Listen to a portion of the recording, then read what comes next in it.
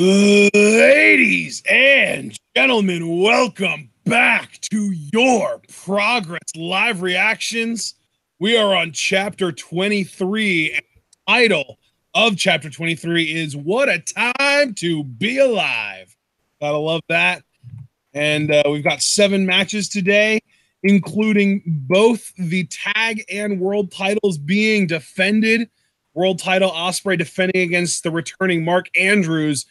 And, of course, the tag titles being defended in a triple threat match. Sumerian Death Squad, the champions, defending against the Origin and the London Riots. I'm honestly curious which 2 members of the Origin are going to be in that match. You would pretty much expect it to be Cruz and Ligero, but they've got 4 members now. And we know Zack Gibson won't be because he's in a match against Flash Morgan Webster. So I wonder if we're going to see the bastard Dave Mastiff representing the Origin in that tag title match. But John, you've already seen this card. We've got a bunch of other matches that I didn't even talk about, so I'm going to let you finish things off, and I want to know which of these matches you're most looking forward to.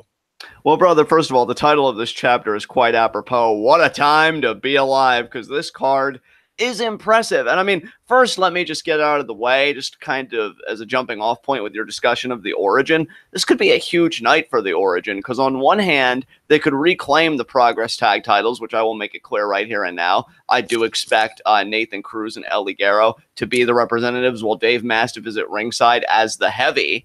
And then let's remember, Zack Gibson versus Flash Morgan Webster, which was the final of the Natural Progression Series 2 tournament. And Flash Morgan Webster won that match and he won the trophy, but he has not cashed in his title shot yet. That trophy is at stake tonight. So if Zack Gibson wins, the Origin could be in a position to hold both the tag titles and a future Progress World Championship title shot that Zack Gibson could go after. So the Origin could make a killing on this show tonight, and I really wanted to stress that. We've got a triple threat, Shen versus Damon Moser versus Jack Sexsmith. And I'm guessing this is a Natural Progression Series 3 matchup? Yes, it is, yes. Yeah, so that's going to be huge. We've got a Haas fight for an opener. We've got Big Daddy Walter versus Rampage Brown, a former Progress champion in his own right. That's going to be a hard-hitting affair. And then Mark Haskins, who seemingly has become a beloved figure in Progress in recent chapters. He's taking on one of the most violent, most hated competitors, Paul Robinson. And, of course, in our main event, we have got Ospreay, the champion, versus a man returning to reclaim his torch. A guy that used to be, in my mind, the man of Progress around those parts, Mark Andrews. So should be a very fun show today, partner. I'm ready to get into this when you are. Excuse me. All right, everybody. We do have Progress On Demand pulled up. If you would like to join us, and obviously we recommend that you do, you can get Progress On Demand by going to demandprogress.pivotshare.com. It is only $7.49 a month, and you get access to everything that's ever happened in the history of Progress. So it's a great deal. We are on Chapter 23, and because we always kind of open these shows with, 5 to 10 minutes of Jim Smallman talking, and then, of course, entrances, we did skip to 12 minutes and 15 seconds.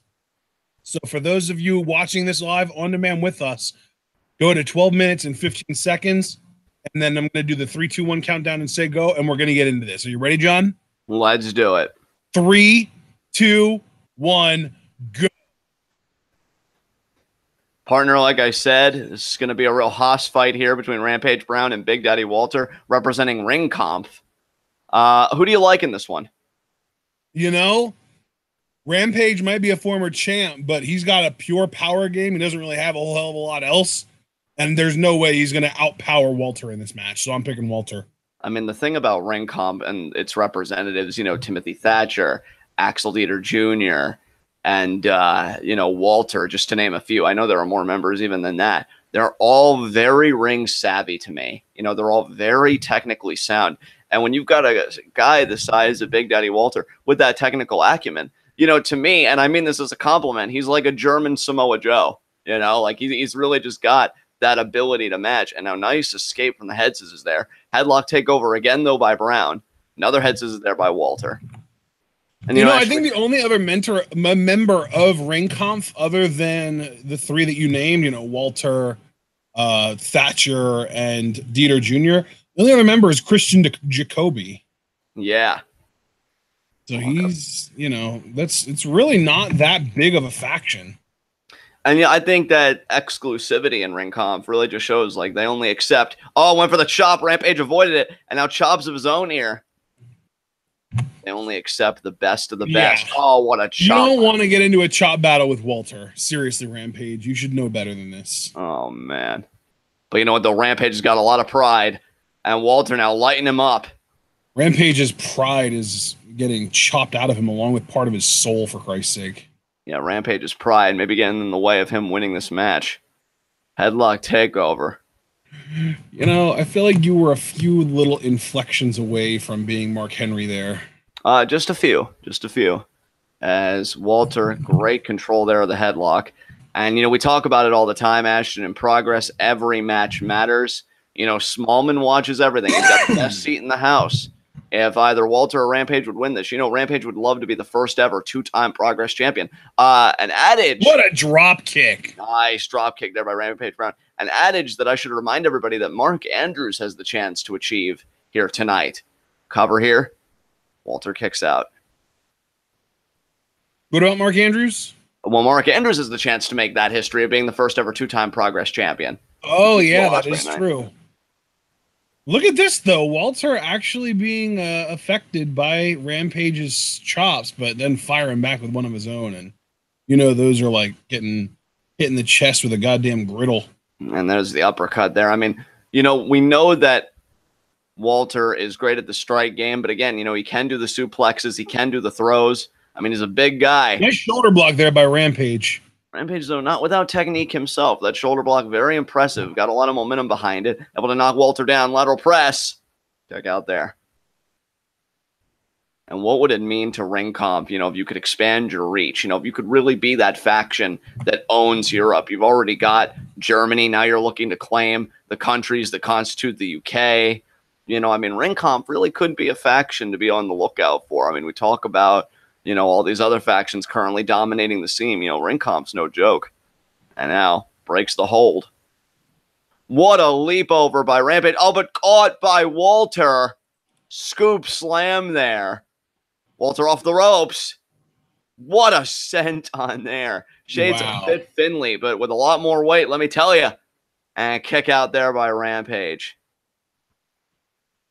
God, can you imagine? Just all those guys. Can you imagine, like, the toughest wrestlers imaginable? Like Walter, Suzuki, Fit Finley, William Regal in his prime. Like, just all of them at the same bar and a huge bar fight ensues. Like, my God, that'd be a YouTube video for the ages. There you go. These elbows.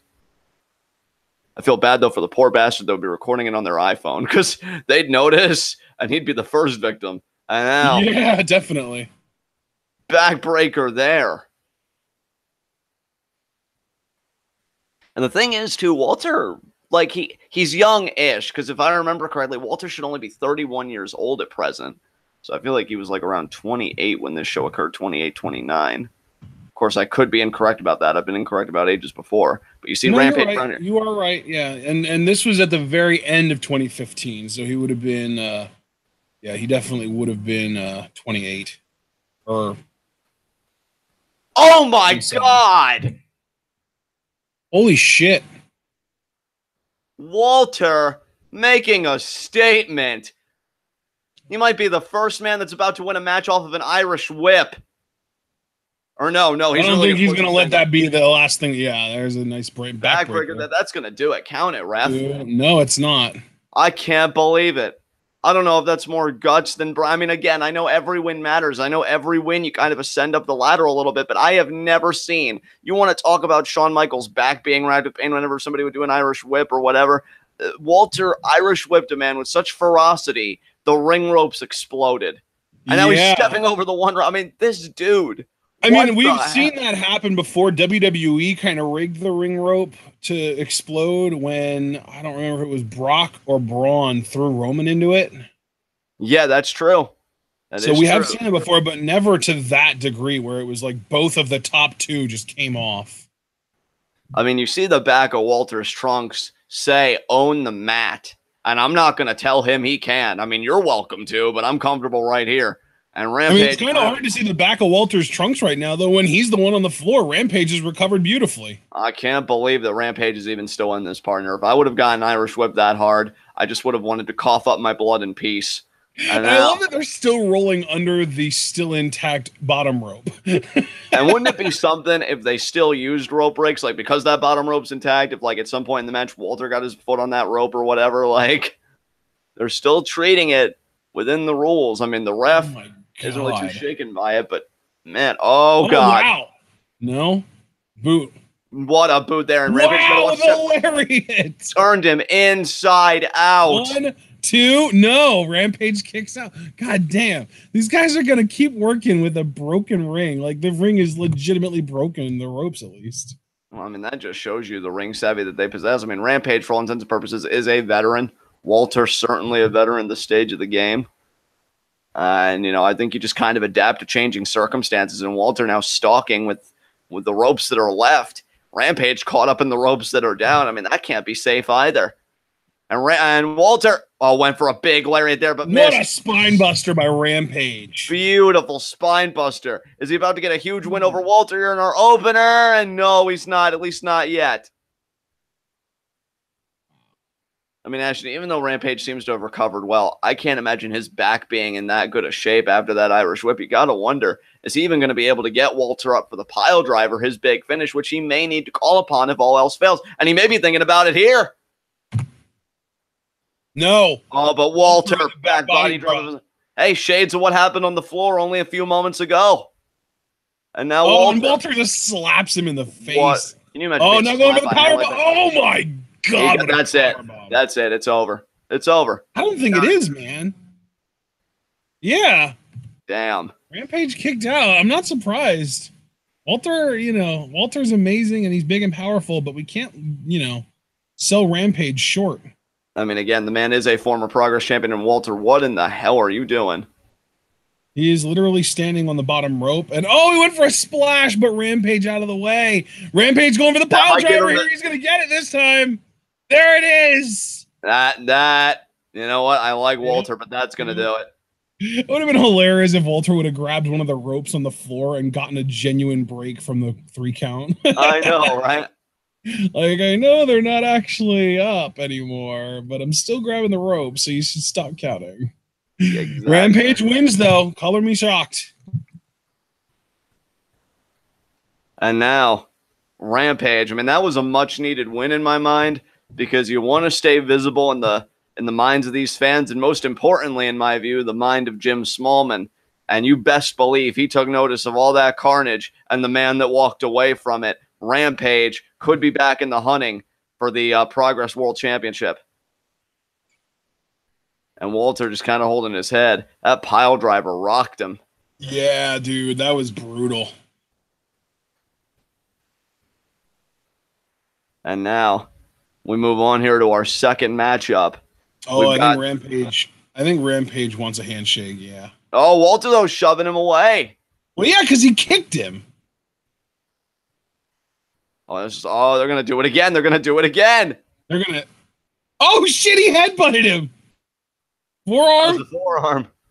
So are we not going to. Oh. Yeah, we're going to do handshakes. Are these guys going to become a tag team? Nah. Because if they are, that's kind of terrifying for everybody else. And the hug. There we go. They're just probably good friends outside of the ring. I'm sure.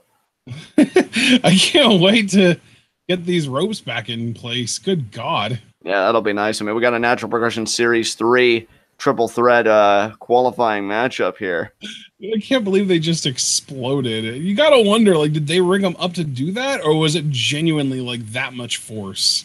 I could believe either. You know, I really could believe either account.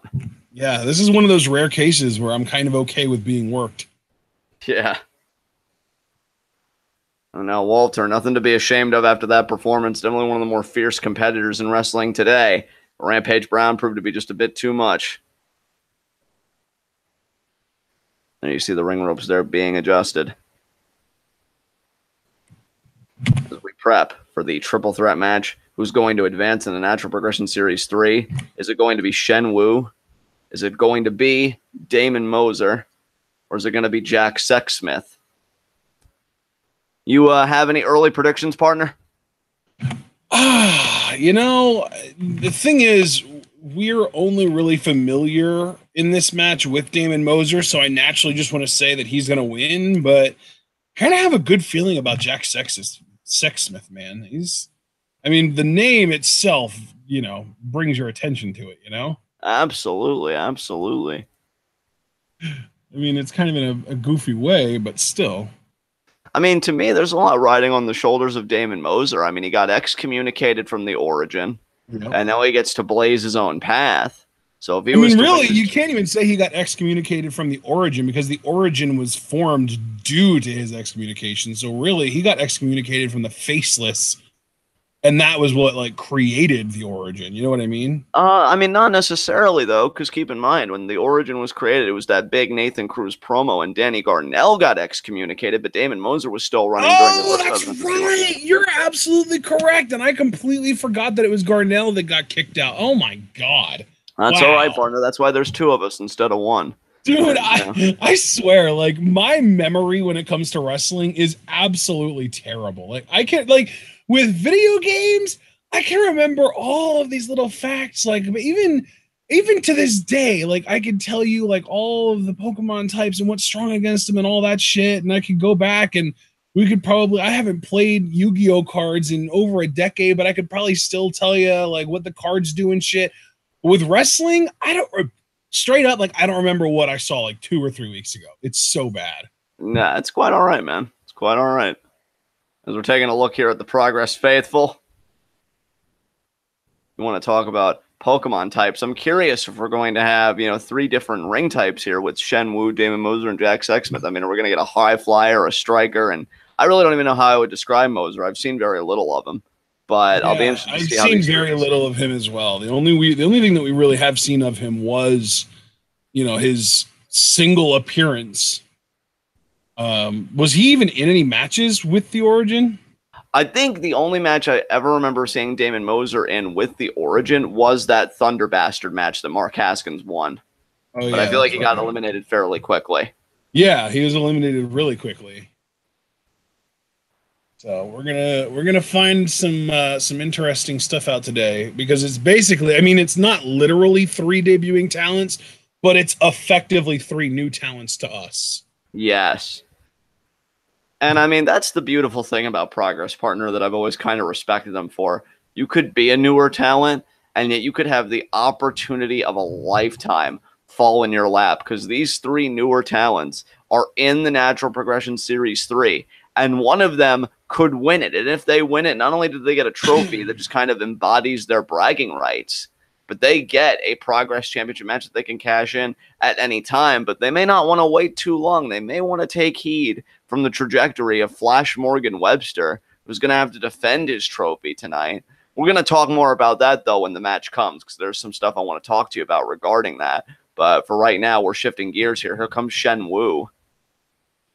Shen Wu doesn't even have a page on Cage Match. Like, every name that you see on Cage Match is a link to their profile, except Shen Wu. Well, I mean, he is a bigger guy. And you got to wonder if he's going to, impose his will on Jack Sexsmith. Too. Yeah, the mask is definitely very unique. And now he descends the stairs. Progress fans showing their appreciation. Always nice, though, to see new talent. I look at new wrestling talent the same way that I've been kind of telling you. I've been expanding my music taste on Spotify. I had a friend today send me some Viking metal, and now I'm getting into that stuff. And wrestling, I find to be the same way. Like, you get to see new talents and potentially even new styles.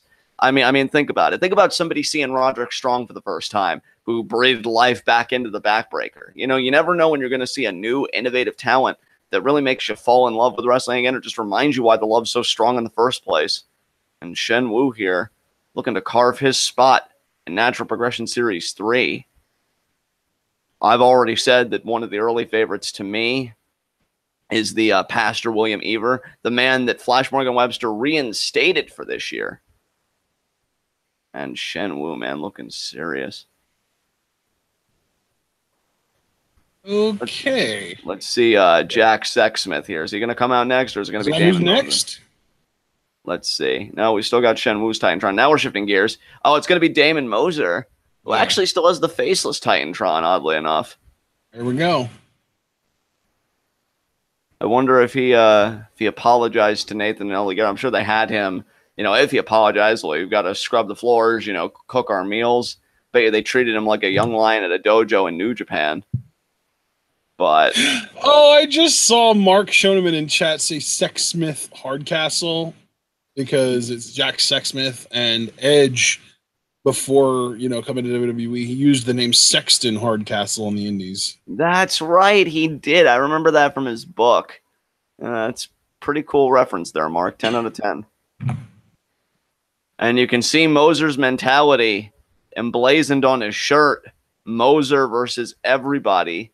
Almost like a DTA-esque kind of thing. You know, I can only really look out for myself. So maybe his time with the Origin was formative. You know, maybe being excommunicated from a group, he's like, I can't call anybody family. I don't have a tribe here. I'm on my own. And do you think that can be a winning mentality, Ashton? Absolutely, yeah. I also noticed he's kind of borrowing a lot appearance-wise from Tommy End. Almost seems like he's kind of putting on a little bit of weight, too. I remember him being a bit skinnier in the Thunder Bastard match. Maybe that's just me. No, I remember him being a little bit on the thicker side. So, yeah, he looks about the same to me. Sexually frivolous, morally ambiguous. Oh, I like it already. All right, Sexton. Jack Sexsmith. Sexsmith.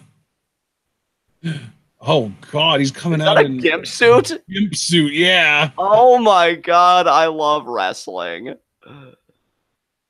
Oh, dear God. I think I found James's new favorite wrestler. We are going to have to talk later. What the hell? You know, one of my first interactions with a gimp suit, and let me finish because I know how many people would want to finish that sentence a variety of ways, was the first season of American Horror Story. Because they had like that gimp ghost like killing people. I was like, what the fuck? And now I get to say that I saw it in a wrestling context. Life is grand, isn't it? What a time to be alive! He said the thing. That's the name of the show. And Sexsmith, I'll tell you.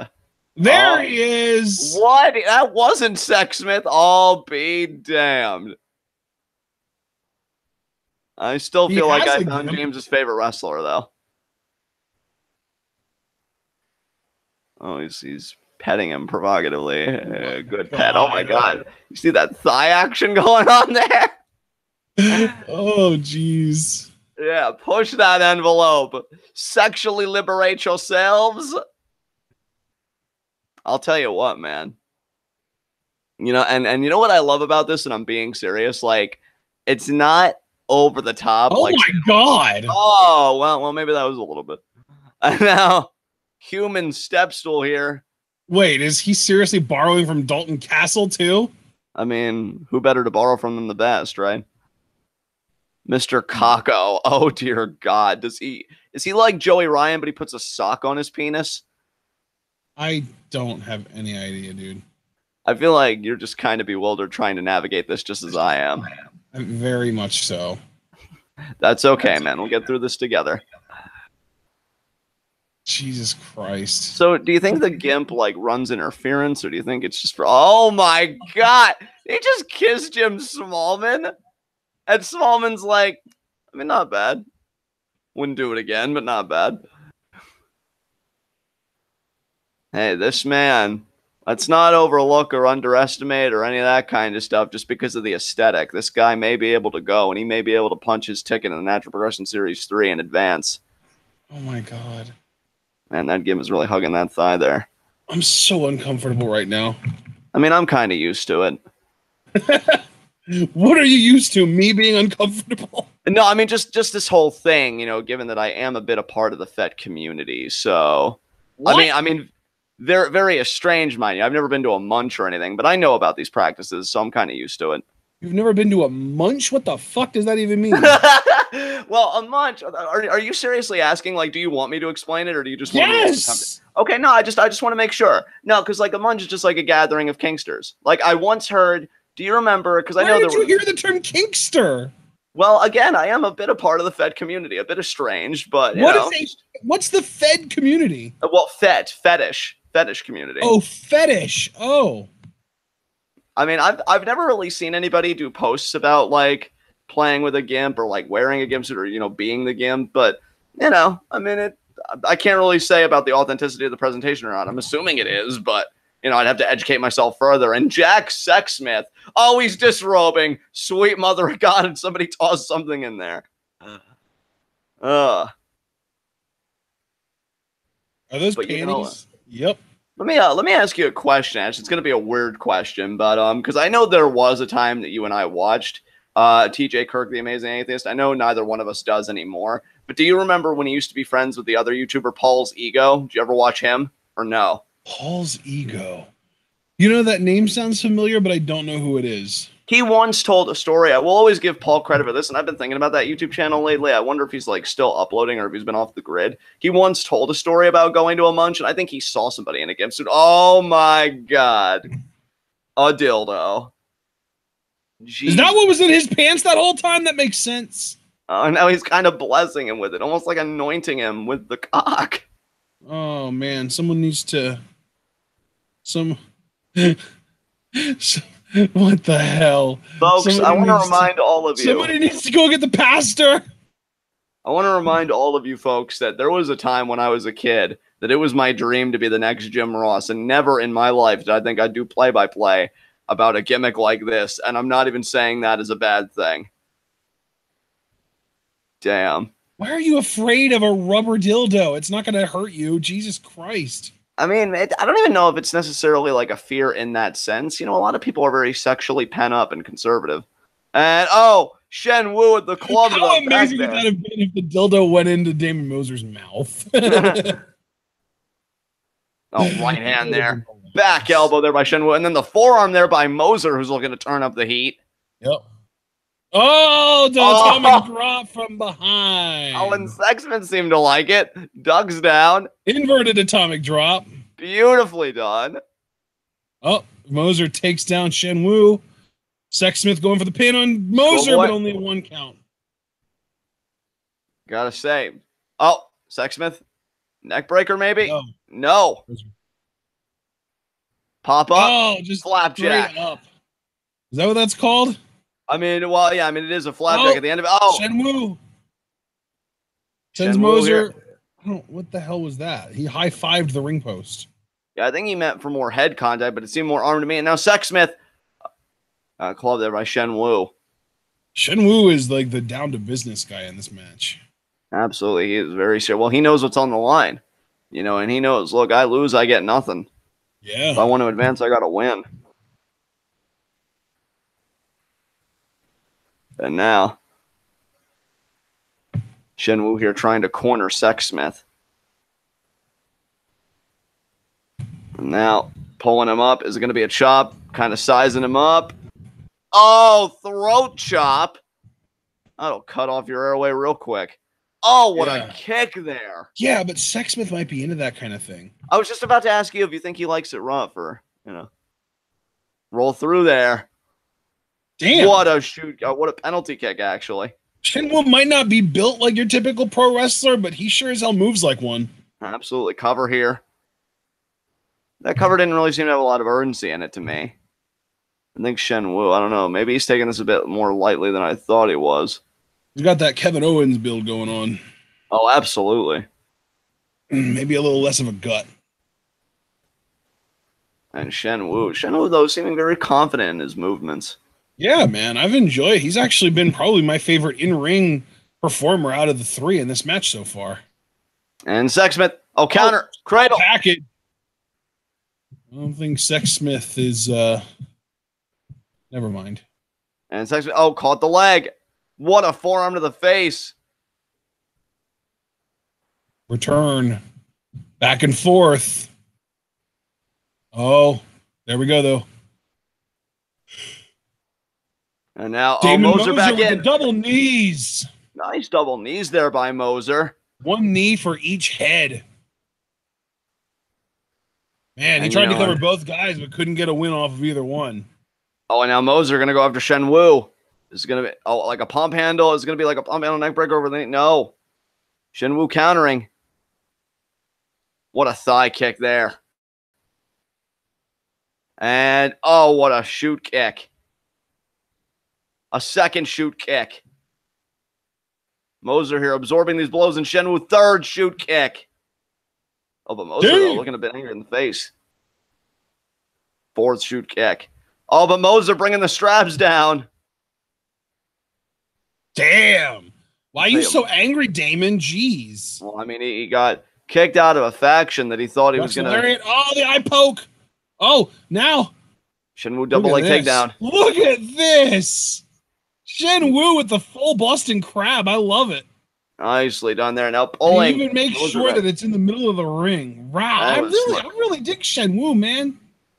He might be about to advance in the Natural Progression Series 3 tournament, but wait. What is... Oh, Sexsmith just tricked Shen Wu into thinking that he won the match. Now he's going to sneak up from behind and roll him up. 2. No, only a 2 count. And now Shen was like, wait, what happened? I won. No. Off the ropes. Sunset flip? No, he's going to teabag him. Oh, Shen Wu, why? Get ready, Shen Wu. Oh, my God. Shen Wu.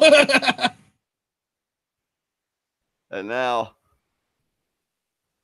Oh, man, that's a whole new kind of hip attack. Oh, man, forget the rear view. He's giving him the stink face. Ass to mouth, baby. That brings a new definition to brown eye. And another there. And Sexsmith is on fire. Oh no. He's gonna get the stink face. Yeah, literal stink faces now. He's been just, hand delivering pink eye to everyone, and now he's going to continue his work. Oh, I think Shen Wu's going to get it, partner. He's about to be scarred for life. Oh, my God. Pull your trunks up. Oh, not yet. Not yet. Oh, God. He's pulling down further. Oh, he wants that full contact. Oh!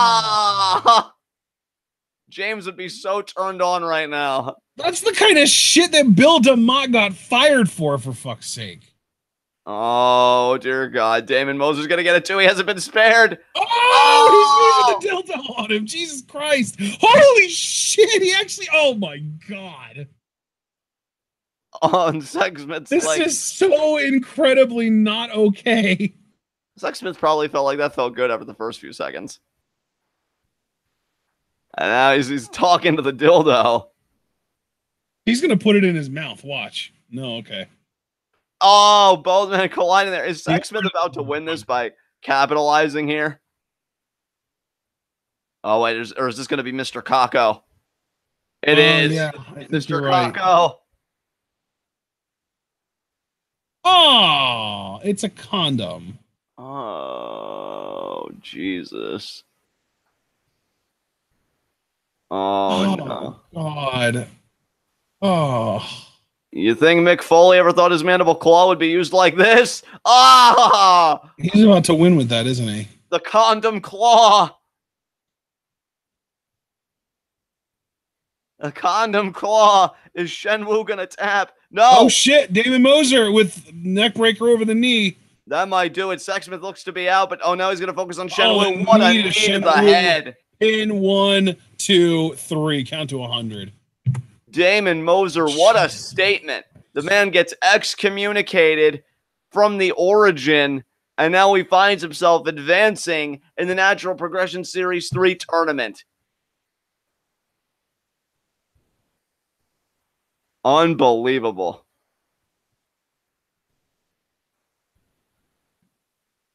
And Brandon Best says he fucking loves Sexsmith. You know, Brandon, I quite liked him as well. I hope we see him again. I could definitely go without him. Well, up next, partner, we've got the man that just last chapter made an unsuccessful bid for the Progress World title, Paul Robinson, against the man who also had an unsuccessful bid for the Progress World title 2 chapters prior in Mark Haskins. So both of these guys are looking to get back there. Both of these guys are looking to challenge for the title again. You have to figure the winner, of course, will come closer than the guy who loses the match. question is, who is that going to be? Is it going to be Haskins or is it going to be Robinson? And here we've got Sexsmith offering his condom hand to Moser. And he says, take the condom off. So we see that Moser likes to do things without protection. That's interesting. And there it is. Moser prefers his handshakes raw dog. And Moser. Pull your fucking trunks up. Jesus Christ. You know, maybe he's just proud of his body. Maybe he's just like, this is how I like to be. Well, I mean, hell, you can come out wearing a goddamn thong if you're that proud of your body, but pull your pants up. I don't want to see your asshole. And Sexsmith there showing respect to the crowd. Shen Wu is probably my favorite performer in that match. And unfortunately, he ate the pin. Of course. So I guess Sexsmith will have to retrieve the Gimp and live to fight another day. Where is the Gimp? I don't know. I'm actually kind of disappointed he didn't get involved. Oh, look at that guy. Look at people's faces. What the fuck? Oh my God. I'm not one for kink shaming by any means, but you had your hand in your ass and in your crotch area of your trunks, and you're rubbing your hands on people's faces. Like, that's fucked up. Yeah, that is fucked. I'll be the first. I mean, you always complain about the cleanliness when fucking Vance Archer spits water at people. That's nothing compared to what this dude just did. That is very true. And really what bothers me the most is that, like, there was no consent there. It's like, oh, hey, I'm going to just touch your face. Thanks. Yeah. Right? Like, what the hell, man?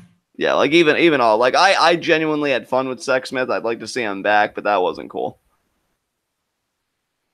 But we do have Haskins versus Robinson here. Do you have somebody that you're leaning towards for that bout, Ashton? I mean, I don't know what thing is going to win, but you can bet your ass going to be rooting for Haskins the whole time. Haskins has just really been on a roll, and, you know, he should be really quite proud of the work that he's done. And now here we go. I mean, this isn't a #1 contendership match. We don't even know who the next challenger is going to be because we really haven't had any explicit #1 contendership matches. Like on the past, I want to say 2 chapters. Yeah. But who knows? You know, Mark Haskins or Paul Robinson could win this, and then later in the night they come out, they interrupt Ospreay or Mark Andrews, who again has the chance to become the first ever 2-time Progress World Champion tonight.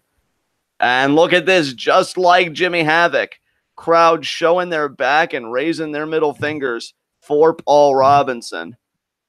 I think they actually have less respect for Robinson than they have for Havoc. I mean, Havoc was only like making an impact. You know, he wanted to make a name for himself. Robinson turned on his best friend and then became a lapdog for a guy that he would also eventually just kind of spit in the face of and be like, well, screw you. This is my moment. And now you see Robinson getting in the face of a fan here. You know, the fan isn't your opponent tonight, Robinson. It's Mark Haskins, who, in my mind, Ashton, I'll say right here and now, Mark Haskins may not have become world champion on Chapter 22, but I do think, or excuse me, Chapter 21, it would be.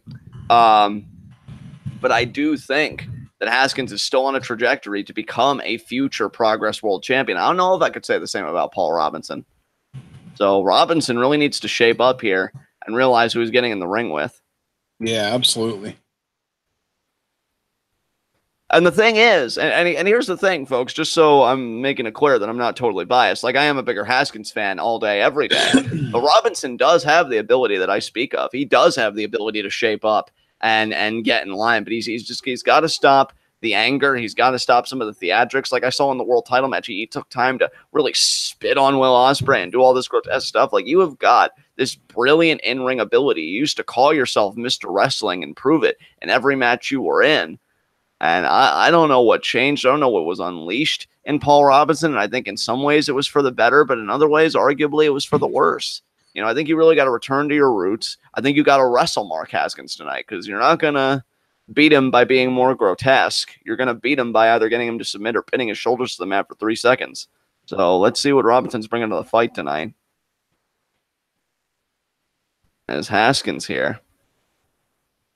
You know what's amazing about Haskins too, Ashton, is just the personal evolution of the performer. You know, you figure he started by running in league with Nathan Cruz with Screw Indie Wrestling. Nathan Cruz still in the faction business, of course, now with the Origin.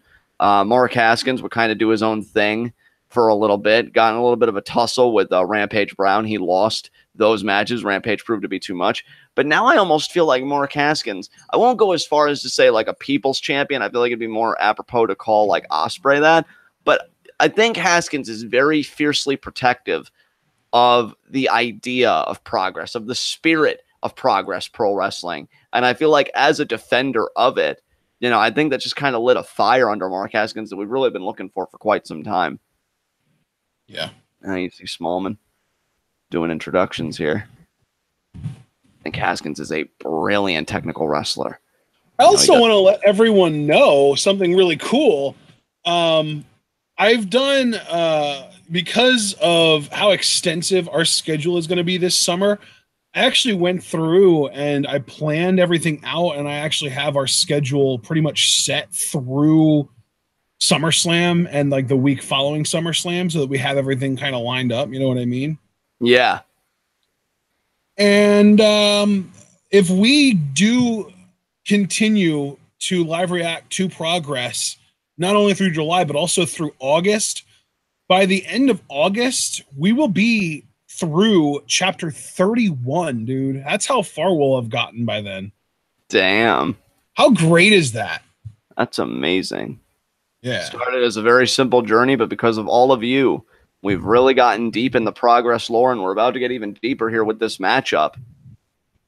Now, if you're Paul Rob, actually, no. Let me flip that question, Ashton. If you're Mark Haskins, you should know by now, because I feel like Mark Haskins is a real student of the game. You know what I'm saying? I feel like he studies everybody he shares a locker room with. So you should know the MO of Paul Robinson. How do you game plan for a guy that, is that angry, that can be that vile, that repulsive, but also really is honestly, maybe your best bet is really what carries Mark Haskins through. And when we speak about his technical acumen, I mean, it is second to none. We've got a lot of brilliant scientific wrestlers working today that I don't really think we appreciate enough. And I would put Mark Haskins damn near the top of the list, if not at the top of the list.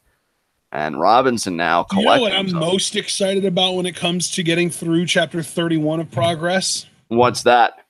We have another Super Strong Style 16 tournament on chapter 30.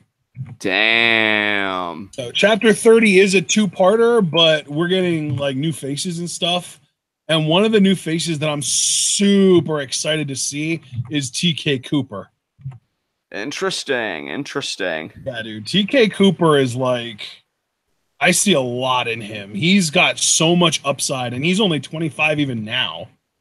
That's crazy. Oh, look at Haskins. Oh, he's turning him around. He's got him in. Yes, he's got him in the sharpshooter. Oh, but Robinson's right there at the ropes. Well, I mean, it's just great to hear, though, partner, that Progress really is living up to its namesake. It is finding the future of this business. It is progressing this business, pun intended, to just be better, richer, and just overall stronger. Nice scoop slam there by Haskins. Jumping knee drop. Oh, Harley Race, eat your heart out. And kick out there by Robinson. Yeah, TK Cooper actually has a match in the tournament. His first round match is against Jack Gallagher, so that should be fun. TK Cooper is just one of those guys that I've heard of and I've seen glimpses of, and I know that he is like 6'2", so he's got the height, and he's like a Kiwi on Helico, basically. There you go. And now look at the bridge escape here again by Robinson. But look at Haskins. Rather than playing the game right away, he drags the wrists. And now. No. Oh, my God. He's trying. No, armbar. Let's do this, Haskins. Oh, Haskins. Stomping on the arm. Right on the elbow, it looked like, too. Or maybe on the wrist. It looked like he might have slid his foot out as he stomped. And Robinson in pain. And now look at Haskins. And I'll tell you, Yoshiaki Fujiwara. Yoshiaki Fujiwara, listen to you. I think he'd be very proud of how Haskins has utilized his hold. And now the clubbing blows there. With the bridge, yeah. I don't think Fujiwara originally used a bridge. No, I mean, Haskins, and it probably didn't even originate with Haskins, to be fair, but we'll just say that Haskins has used an evolution of the hold. Not necessarily that he evolved the hold, but he employs the evolution. And now look at that low angle lariat there by Robinson. And now the choke there by Robinson, blatant, right in front of the referee. But you can ask Robinson if he cares. He'll probably spit in your face. And he just spit on the referee there. Oh, and by the way, John. Yeah.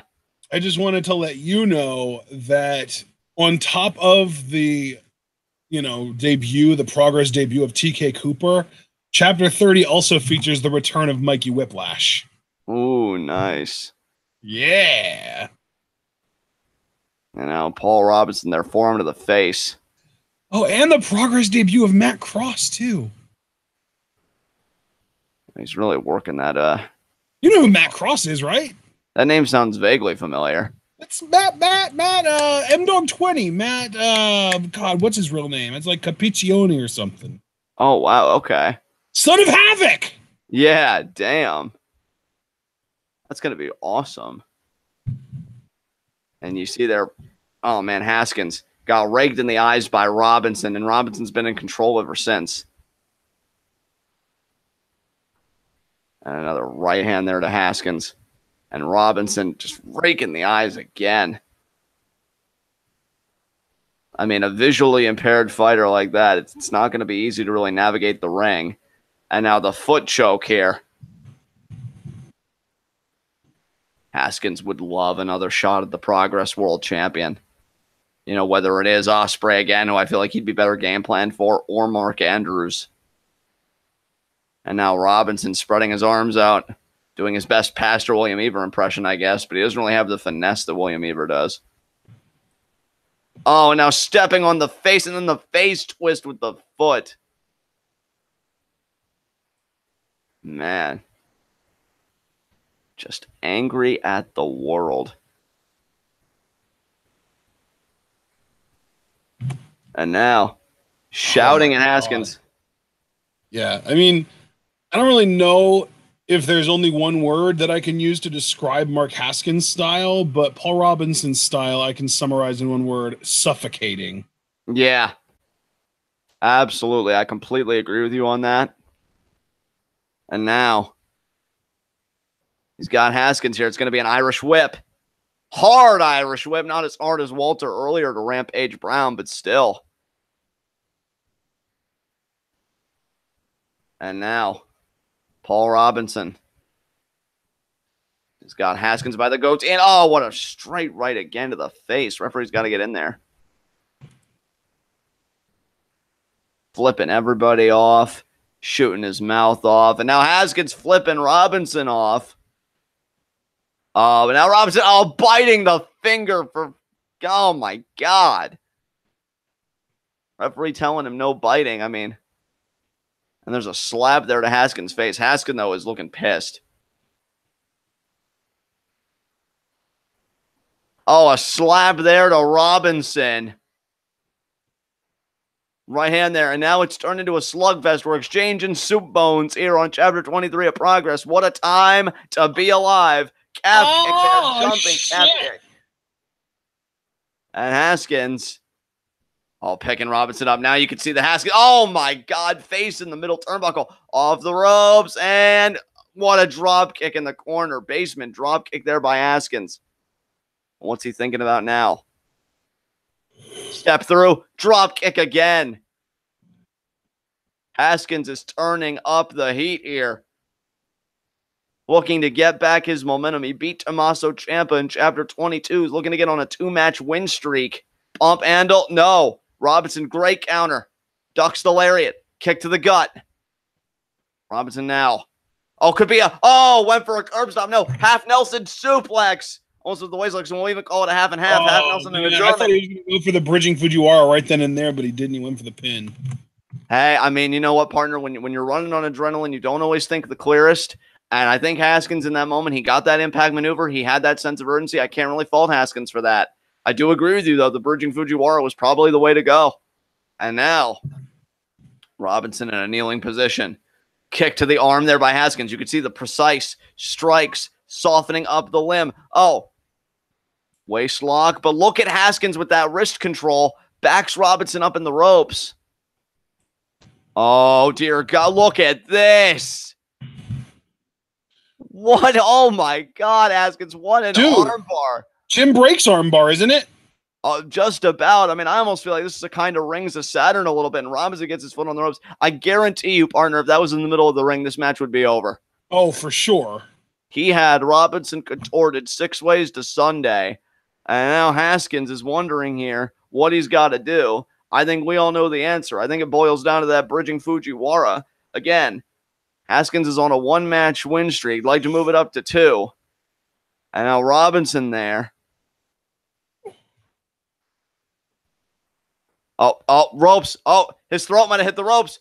Kick to the head there, man. And Robinson, DDT spiked him. So I'm saying, man, you can't underestimate Robinson. He's amazing in there. And kick out by Haskins. That's the thing. If Robinson would just stop being so angry for 2 seconds and really go back to his technique and just keep refining it. I mean, this dude is an exemplary wrestler. Both men are. I mean, I've been very into this match. And now just a low face shot there. Damn. These body shots. God, he's alternating punching the ribs in the face. That's got to be so uncomfortable because you want to protect your midsection. But then when he goes for the face, it's like, no, I got to protect the face. So there's really no defense. Roll over onto your stomach and cover your face. I guess so. Oh, no. Oh, he got caught. Triangle choke. Oh, but he got to the rope right. Oh, God. Robinson is such a tiny guy. Why does he keep getting to the... Paul Robinson fancies himself to be Gaston. He's especially good at expectorating, but that's not going to win him any matches. Back elbow there by Haskins. He's especially good at expectorating. Crotched. Crotched on the middle. Ref. You ruined everything. My, what a guy. That Robinson curb stomp. That might do it. I mean, Haskins. I hope the ref doesn't even count for him. He's like, you use me to try and screw him? Well, I'm going to screw you. Oh, that's going to do it. Oh, he's going to count. God damn it, referee. No! Haskins stays in it. I don't believe it. Throw a goddamn backbone, ref. Thankfully, he didn't need to. Haskins is just that tough. I'll tell you, Haskins, something has changed in this man. I just have this weird gut feeling in the pit of my stomach. We're looking at a future Progress champion. And now Robinson is digging in his pants. Oh, God, that's obscene. And now he's measuring. What are you going to do? An Oscar? Are you going to mock your best friend? Are you going to do a Robinson special? What's he? Oh, Haskins! I think we had a little bit of an issue there, but Haskins with the power bomb. And now power bomb there stacks him up. Look, he's going to control the leg there. Into the stretch muffler. But Robinson fighting out. Good God. I mean, that's why he calls himself Mr. Wrestling. He's got to know a counter for every hold. Oh, but look at Haskins. Haskins thinking DVD. Oh, look at the Samoan driver. Look at that. Upgraded it a bit. Bringing Fujiwara, and he's in the middle of the ring. That's it. It's over. There's the tap. There's the tap. Haskins on a 2-match win streak. Yeah, I agree with you, man, for sure. He's a future Progress champion. He has to be. That momentum continues to roll on. And even the fine, the little minute adjustments Haskins has made to his game. We're usually used to like a Death Valley driver there. Upgraded it to a Samoan driver and then goes right into the bridging Fujiwara. Making connections like that is going to help Haskins win matches. The more matches you win, the higher up you climb. And ultimately, these adjustments might bring Haskins a championship. Great job by Mark Haskins. Wonderful match. And Paul Robinson, who was just the #1 contender last chapter, he's on his way down. And Haskins continues to ascend all the way up. I mean, maybe if Robinson focused a little bit more on the wrestling, a little bit less on the expectorating, he might win. You added emphasis to all the right words. And now we're going to switch gears here to our 4th matchup, Tommaso Ciampa versus Marty Scurll. Oh, my God. This match is going to be wonderful. Marty Scurll, another man, Ashton, who's kind of on a bit of a roll. I mean, he hit rock bottom, at least in his own mind, losing 2 chapters ago to Chris Travis, and unfortunately that was his last Progress appearance because of his stomach cancer. I think it was actually his last match ever, period. Yeah, and that's quite tragic, but he did beat the villain on his way out. Yeah, because literally like 8 days after that match, he made the announcement that the stomach cancer had returned and he had to retire. Right. And Scurll, really wasn't feeling too good about that. took it out on Chris Travis. And then the following chapter, he gave Flash Morgan Webster, who I didn't even know that Flash Morgan Webster had a streak to speak of, he gave Flash Morgan Webster his first loss. So Scurll here is in a different mindset. If I'm Ciampa, I'm a bit concerned. I mean, how are you feeling about it? Give us your pre-match breakdown, partner.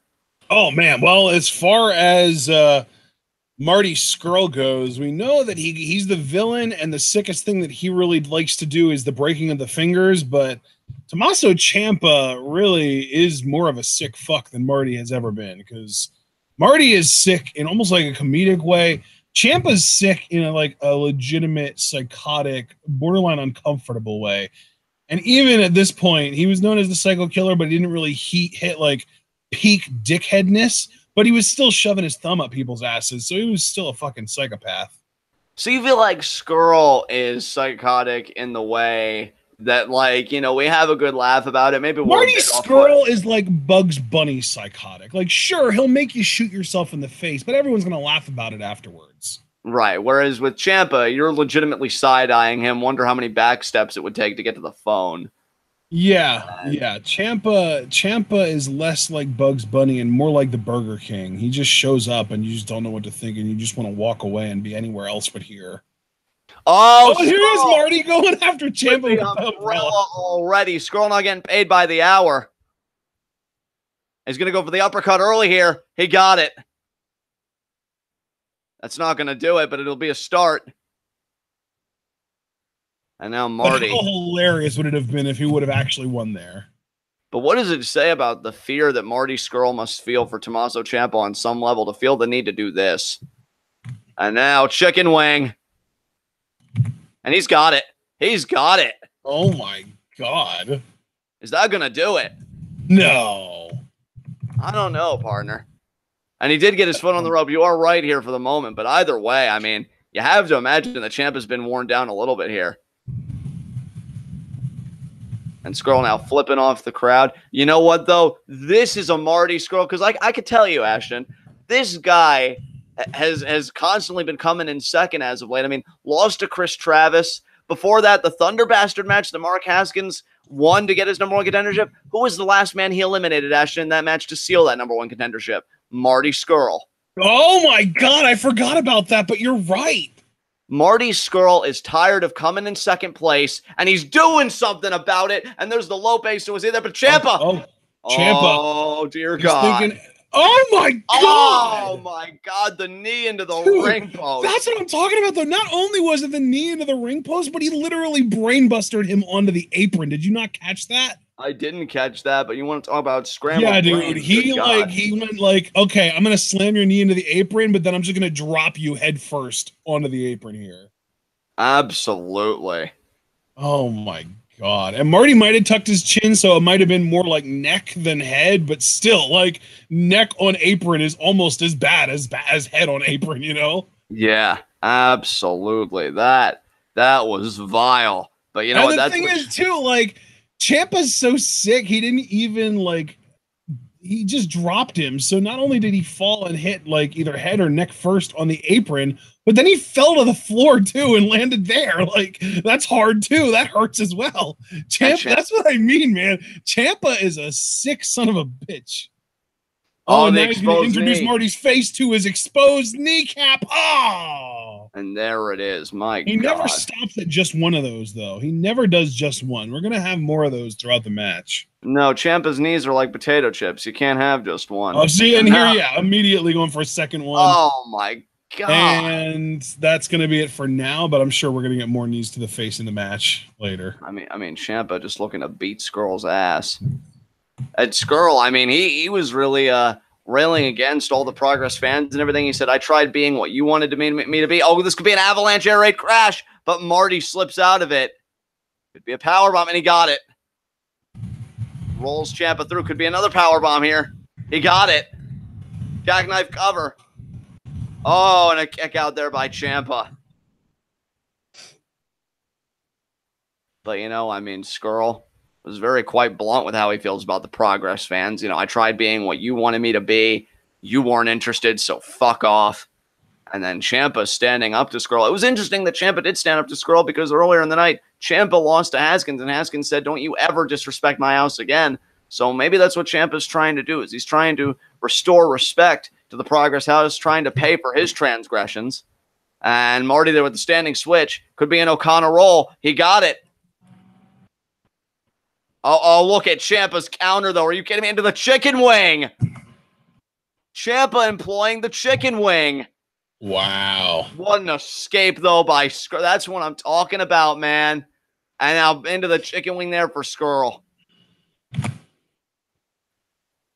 I love counter wrestling. So, and now back to the chicken wing there for Tommaso. Are you kidding me?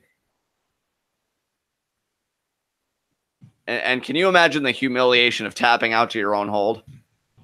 I mean, Scurll here is going to escape, but the threat was very real there for a moment, and now he's going to bend the fingers there of Ciampa. Oh, and he broke him. And that's the reprieve that Scurll needed. Drop kick there to the face. Chops there by Scurll. Right hand. Chop.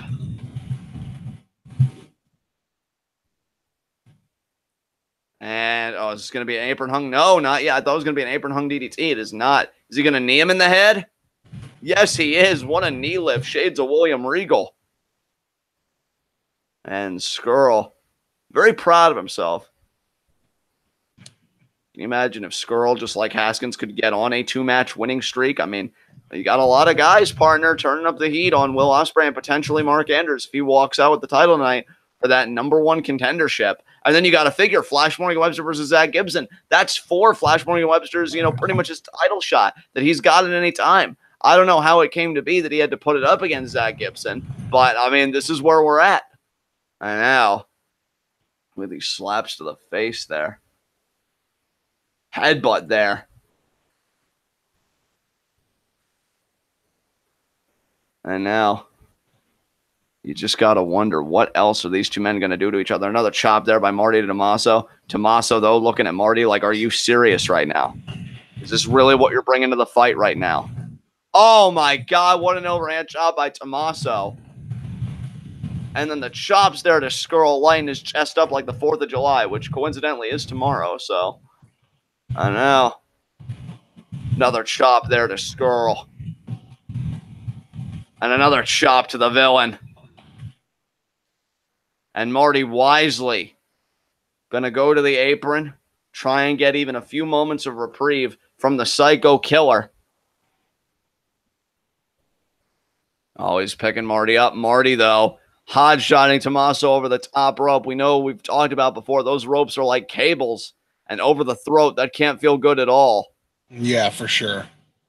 Oh, my God. Tommaso there clutching the ankle. We know that Marty isn't really a leg-based submission guy, but we also know that if Marty needed to, he could adapt to such a competitor given the circumstances. So Tommaso's leg being in bad way, that's a bit rough for him there. You see he's really favoring that ankle, I feel like. And now Marty stepping on the head and stomps on it there. What do you think about this mean streak that Scurll has tapped into, partner, as of late? Do you like it? I love it, man. I love it. He calls himself the villain, and he's finally starting to live up to it. I dig it. Absolutely. I couldn't agree with you more. I think it's... There's the uppercut. And now... Another uppercut. Let's hit another one. Here we go. Here we go. Oh, no. He's going to suplex. Nice snap Nice suplex. Snap suplex there. Lateral press. One count, though. Ciampa kicked out at 1. Oh, a nice drop kick there by Marty. Now Marty going to hook the leg. Kick out there by Ciampa. It's got to eat a hole in Marty. It's got to be a cancer in the, bowels of his soul there. That Will Ospreay is the current Progress champion, and he isn't. He hasn't even tasted the Progress title. And we're talking about a man in Marty Scurll that has challenged for the Progress title going all the way back to Chapter 1, and he's yet to win it. So it's just got to, again, burn a hole in him to know that he's not at that level. And now Ciampa with the grapefruit claw and then the chop. Another chop, forearm, alternating strikes, Irish whip, switch there by Scurll. Scurll going to charge. Boot up by Ciampa. Ciampa off the ropes. Oh, Scurll off the ropes. Oh, Ciampa. caught. Setting. Oh, and then the flatliner off the middle rope, basically. Yeah, middle rope hung flatliner. That was great. Yeah, Ciampa. Now I think that was the move he needed, if not necessarily to win this match, just to catch a breather so that he can, regather himself and go back on the offensive. If Ciampa was longer and had like longer arms and more range, I think that would be more effective if he actually reached down and grabbed the guy and actually set them on the middle rope so that he didn't have to rely on them kind of landing correctly. Absolutely. And now Scurll shaking his head no. You see he's got his hand tightly clasped on the top rope there. And now his arm. Oh, but Ciampa with a chop. And again, Ciampa what's Ciampa thinking here? I mean, it could be anything from a brainbuster to a vertical suplex. It's going to be nothing. Scurll counter. Marty? No. Ciampa. No. Marty. No. Oh, I thought he was going to do that. No. Marty. No. Ciampa got it off. And finally. He got the suplex, but look at Ciampa. Oh, he's not done. He's going to go for another one. Triple verticals here potentially by Ciampa. Oh, the knee. Night. The suplex lift into the knee to the face. I think that could be a genuine finisher for somebody in the Performance Center or something. Like if they were coming to NXT and Ciampa would just pull him aside, and be like, hey, use this. They'd be like, oh, this is great. In fact, honestly, I wish Hideo used a move like that since they won't let him like outright use the GTS anymore. Yeah. I think that's cooler than the 3/4 turn, face lock into like the face buster over the knee that he uses. And now it could be Project Ciampa, but Scurll. Oh, I poked. Oh, I thought he was going to go for the chicken win. Is it going to be the inverted suplex? It is. Inverted suplex. Now going for the knee. No, Ciampa discus lariat. And Ciampa now. Oh. Project Ciampa. He's going to get it this time. There it is. Marty's going to kick out, though. Project Ciampa is a weaker finisher. Yeah, I agree. There it is. Yeah, he really needs to upgrade. Like, I like Project Ciampa, like the idea of it, and the execution is nice, but like, it's lost all credibility because I can't remember the last time Project Ciampa won a match. And Scurll now, clutching the middle rope, body half in, half out.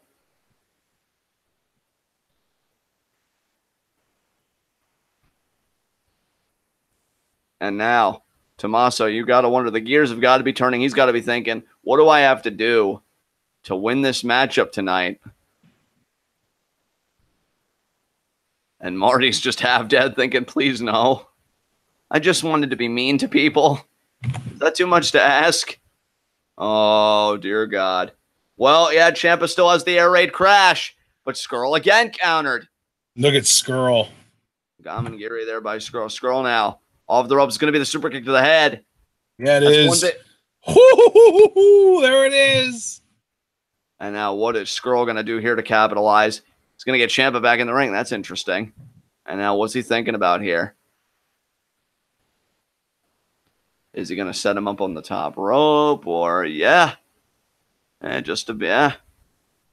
I guess Scurll's thinking superplex, overhand chop. And now, is this going to be a superplex? Or is Ciampa going to counter? I think it is going to be a superplex.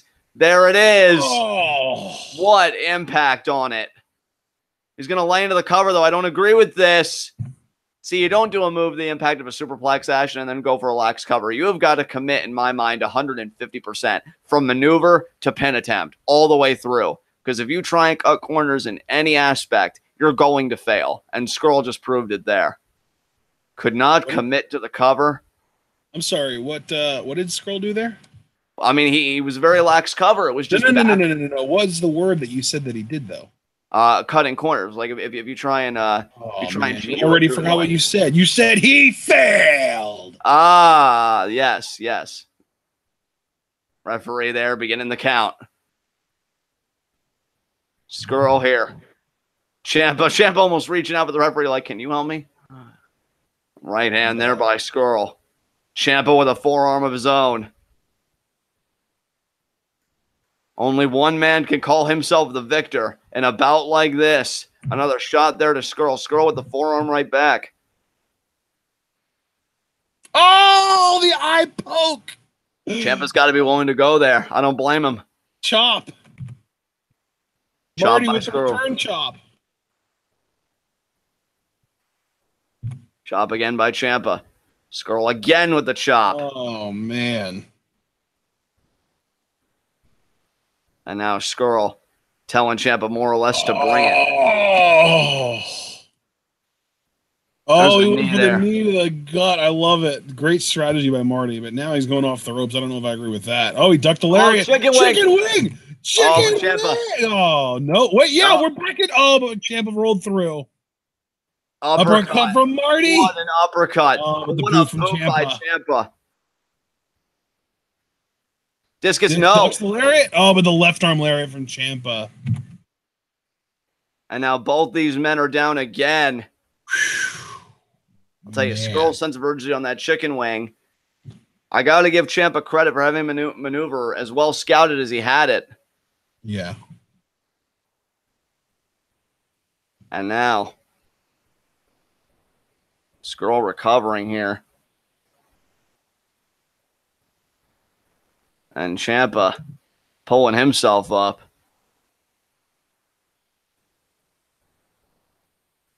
And now, which guy's going to strike first? They both are. Scurll trying to fight through it, as is Ciampa.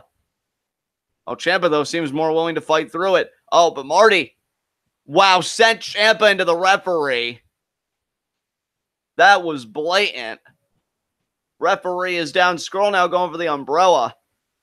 What in the hell? What the hell? Ciampa just smushing the referee there. We made a human sandwich. And oh, Ciampa knows, though, what Marty has the umbrella. Oh, and he just hit the floor, but referee's not recovering yet. Ciampa should just use the umbrella at this point. Marty just Scurll begging the referee to wake up. There's the umbrella to the back. Scurll might have screwed himself over. Referee turns over. 1, 2. Kick out there by Scurll. I gotta say, he's kind of lucky. He is, man. He absolutely is. Scurll thought he could be cute, pulling Eddie Guerrero, but the referee wasn't there to take stock of anything. Could be Project Champ again. No, Scurll. Kick to the knee. Notice he didn't even do just kidding there. He just wanted to get it done. Chicken wing again. Does he? Oh, but Ciampa, though, still seems conscious enough.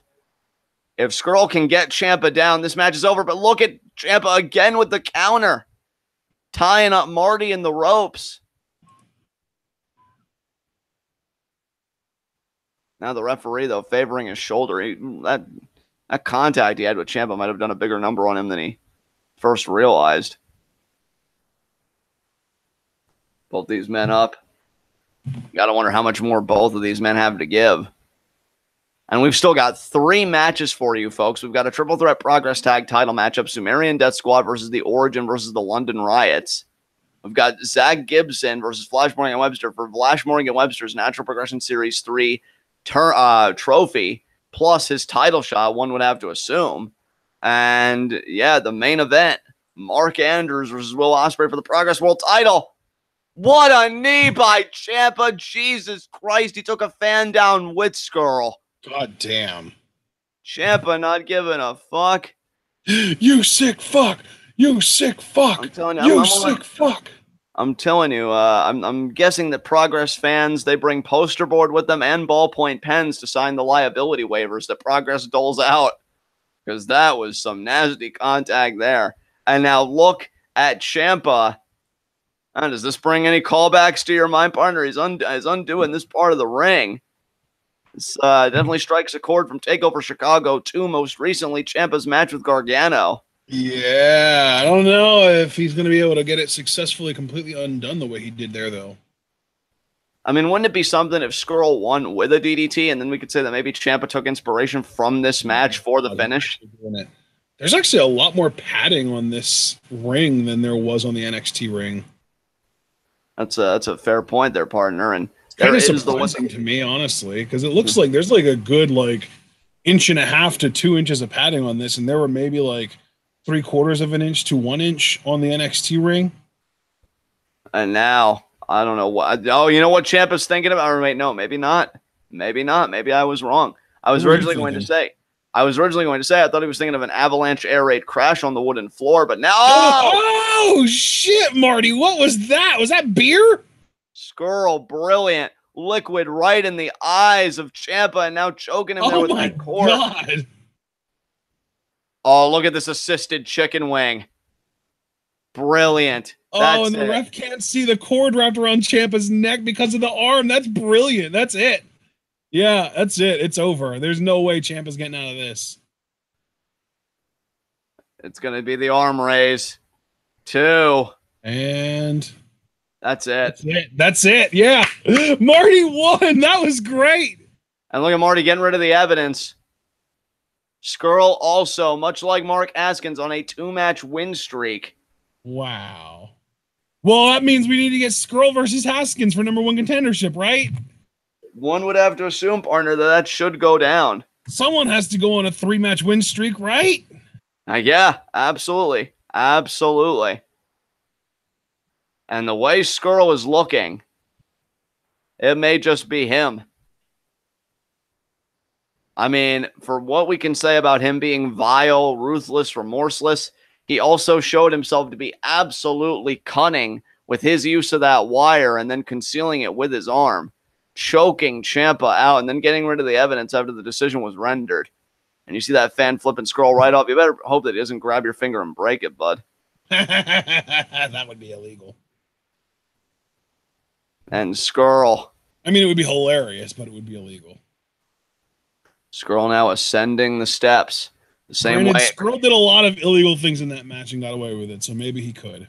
I would think that he can. And Scurll, again, ascending the steps, much like it could be argued that he's ascending the ladder to the Progress World Championship. Hypothesis in chat just said, okay, I'm back with taco-flavored kisses. That sounds unappealing, but thanks. I mean, unless it's Jennifer Lopez, right? I mean, Jennifer Lopez! And Ciampa now recovering. That wood didn't even come into play. It was Chekhov's wood. Oh my god, the way you said that. Oh, Jesus. Ciampa gonna have to gather his bearings here. You're not even wrong, but just the way that you said that was amazing. That's what I'm here for.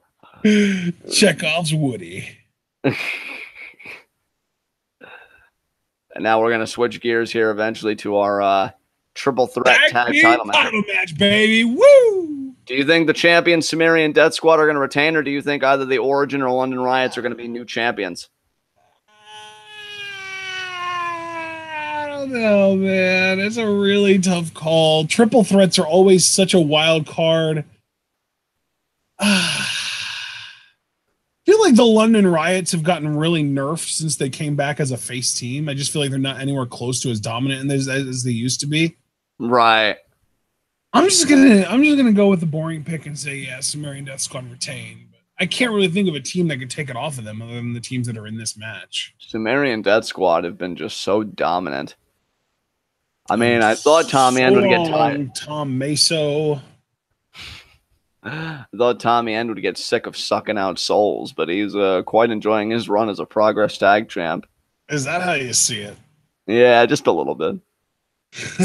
Oh, we've got an advert here, I think. We're going to get something promoted, or is this...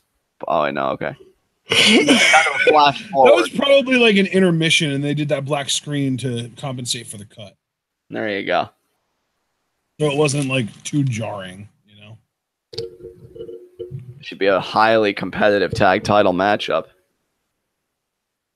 The winning team, you know, if it isn't Sumerian Death Squad, if it's either the Origin or London Riots, they'll be the fourth ever Progress Tag Team Champions. And it's funny, the Origin, I think, would also be the first ever 2-time Progress Tag Team Champions. So, interesting. Yeah, because they were the faceless. That's true. But they made the defense as the Origin when they lost to Sumerian Death Squad. Yeah, exactly. So. Yep. And here is the Origin. And based on the graphic, yeah, our representation is going to be Nathan Cruz and El Ligero. So, yeah. Nathan Cruz, quite proud of the Origin. calls it his brainchild, says he hasn't lost hope in Progress, but he's lost hope in all the Progress fans. And, you know, Nathan, the night that the Origin was created, gave all of us a history lesson. Nathan explained, hey, I was the first ever Progress champion. My tag team partner, El Ligero, he was the man that beat me for it. We are the foundation of Progress. And there's Dave Mastiff, who I did say, I thought Mastiff was going to be at ringside. I thought he was going to serve as the heavy to ensure that the Origin would walk out with the tag titles tonight. I love his hair right now. And Ligero is brimming with confidence. And Nathan... And speaking of hair, I just want to say, we know the Origin was a great idea because when Nathan Cruz came up with it, he had the long hair. And I mean, I still think Nathan Cruz's hair is exceptional. I mean, what do I know, though? We just happen to share the same barber. No big deal. As now, Nathan kind of sauntering down to the ring, kind of laughing at these fans. Nathan's always had an antagonistic relationship with them. Ligero, not always. Fans were genuinely happy for Ligero when he beat Cruz, but... I honestly really like heel Ligero, though. He's really good at it. Oh, I definitely think him developing a mean streak was quite a worthwhile investment for his career. And Mastiff, well, I mean, the guy prides himself on being a bastard. So him being with the Origin is like a fit in the hand in the glove. And now we're awaiting the arrival here of our other challengers, the London Riots. Hypothesis, no, the London Riots have not held the tag team titles before yet.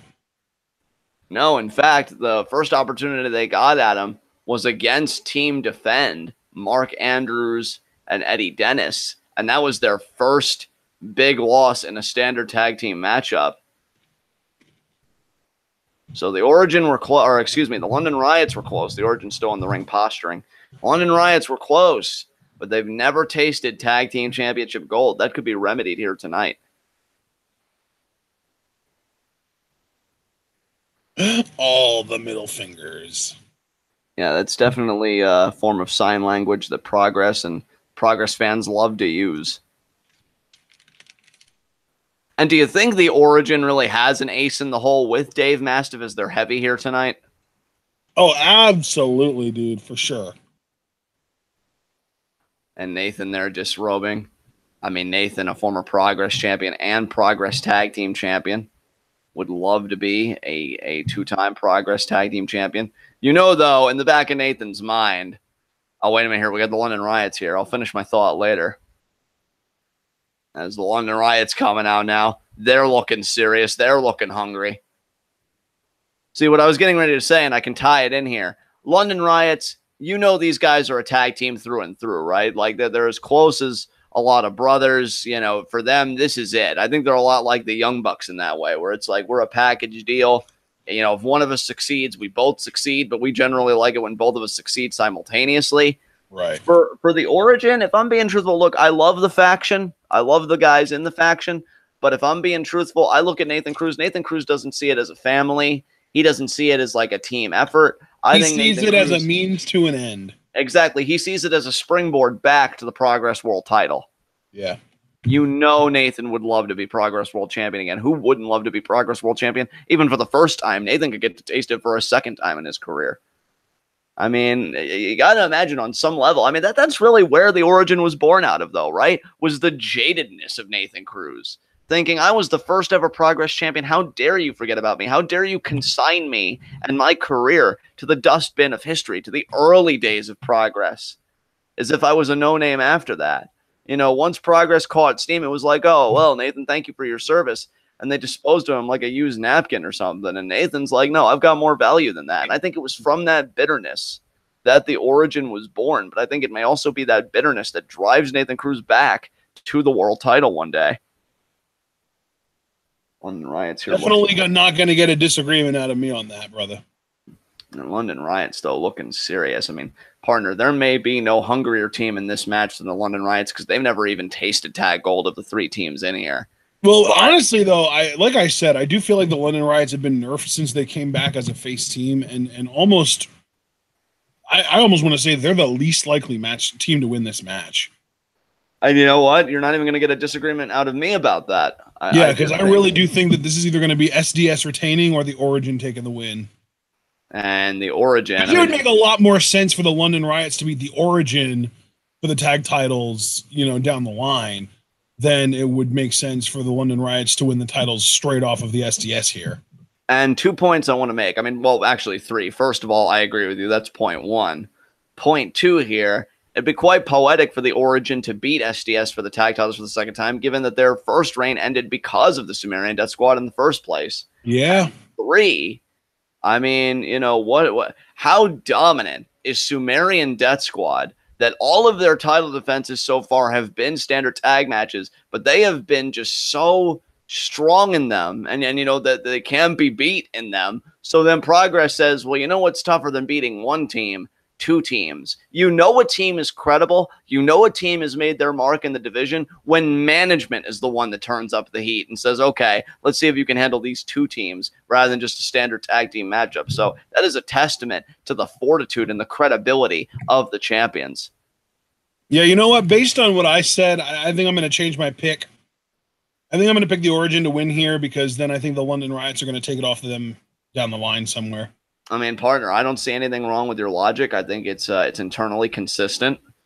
But at the same time, for me, I think I'm going to stick with Sumerian Death Squad, man. I really just can't envision any team currently on the Progress roster. Like, I think, honestly, if Progress wants to see new tag champions, if they want new representation in the division, you're going to have to go outside of Progress, sign a new team, and then have them challenge the Origin. Because I don't think anybody currently on this roster can beat SDS. I know that's a bold statement. I've made many of them before in my time here on TwitWow. I've eaten a lot of egg on my face because of it, and this may be another case. But I just look at SDS, and I just think everything's clicking for him at the right time right now. So we shall see. I mean, maybe if Mark Andrews doesn't manage to win the world title tonight, we can get the return of FSU, since they never really got a proper rematch. That is true. And that's who the Origin beat for the titles in the first place. And there is Sumerian Death Squad. Tommy End, he got jumped by the Origin. And let's not forget, the Origin really started this whole beef with SDS because when Tommy End lost the Super Strong Style tournament, he got attacked post-match by the Origin. And then we know that Tommy End cut off Jim Smallman and he said, you know what, I'm fucking interested in the #1 contendership for the tag belts. And, that's when he put in the call to Dante, and the rest, as they say, is history. So if it wasn't for, here's the thing, if it wasn't for the Origin picking Tommy End as the guy that they were going to make a statement with, they might still be on their first tag title reign. Because it was only because they pissed Tommy End off that they made an enemy in Sumerian Death Squad in the first place. I don't think if they would have attacked Tommy End, in all honesty, the Tommy End would have even been looking in the direction of the tag belts, and now he's one half of the tag team champions. So the moral of the story, folks, be careful how you make a bed, because you may be the one forced to lie in it because you pissed off somebody else. Yeah. And now Tommy End here. I don't think that's how the saying goes, but I'm just going to roll with it. There you go. And I will say it's going to be a very interesting tag team matchup. So you are picking the Origin to win then? I am, yeah. I'm gonna pick a title change here because then I think London Riots are gonna take the title off of the Origin in 3 to 5 chapters. All right, bold. You know what? I like that, partner. I always like when you go out on a limb. I respect that. So I like how your mind works. Again, you already know how my mind's working, though. So we'll see which one, if either of us, is right. I mean, London Riots could win and upset us both. I mean, hell, you never know. The Origin could win, and I could be wrong about who takes it off of them. I've already mentioned FSU. They might come back and get their revenge, and that would be like a truly full circle story because FSU got screwed by the Origin. The Origin lost their titles to the SDS. Then the Origin would have taken their titles back from the SDS and then lost their titles back to FSU. So it's a full circle story there. That could totally happen too. Absolutely, partner. Yeah. And you see the Origin game planning. But you know what, though? Like, look, you know that I'm a very old school guy with a few things about wrestling, like mentality-wise. And one of the parts where I am old school, look, I believe factions are a wise investment today. I know this was back in 2015, but I still think, it held true then. I think it holds just as true in 2018. I mean, look at Undisputed Era.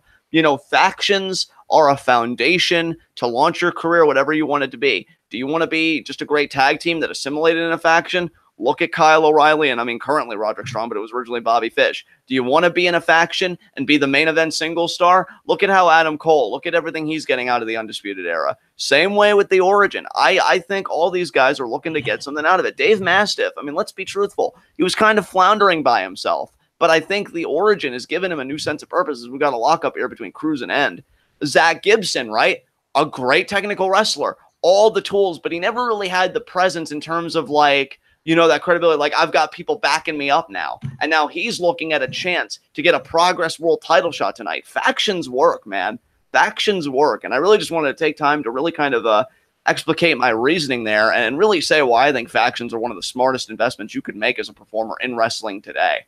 And Nathan Cruz here kind of talking trash there to Tommy End.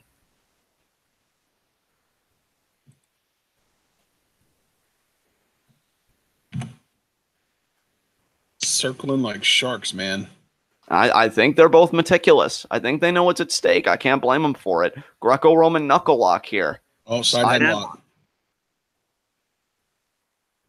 Snap mare? No. I think he wanted a snap mare, but End blocking. Great job there by End.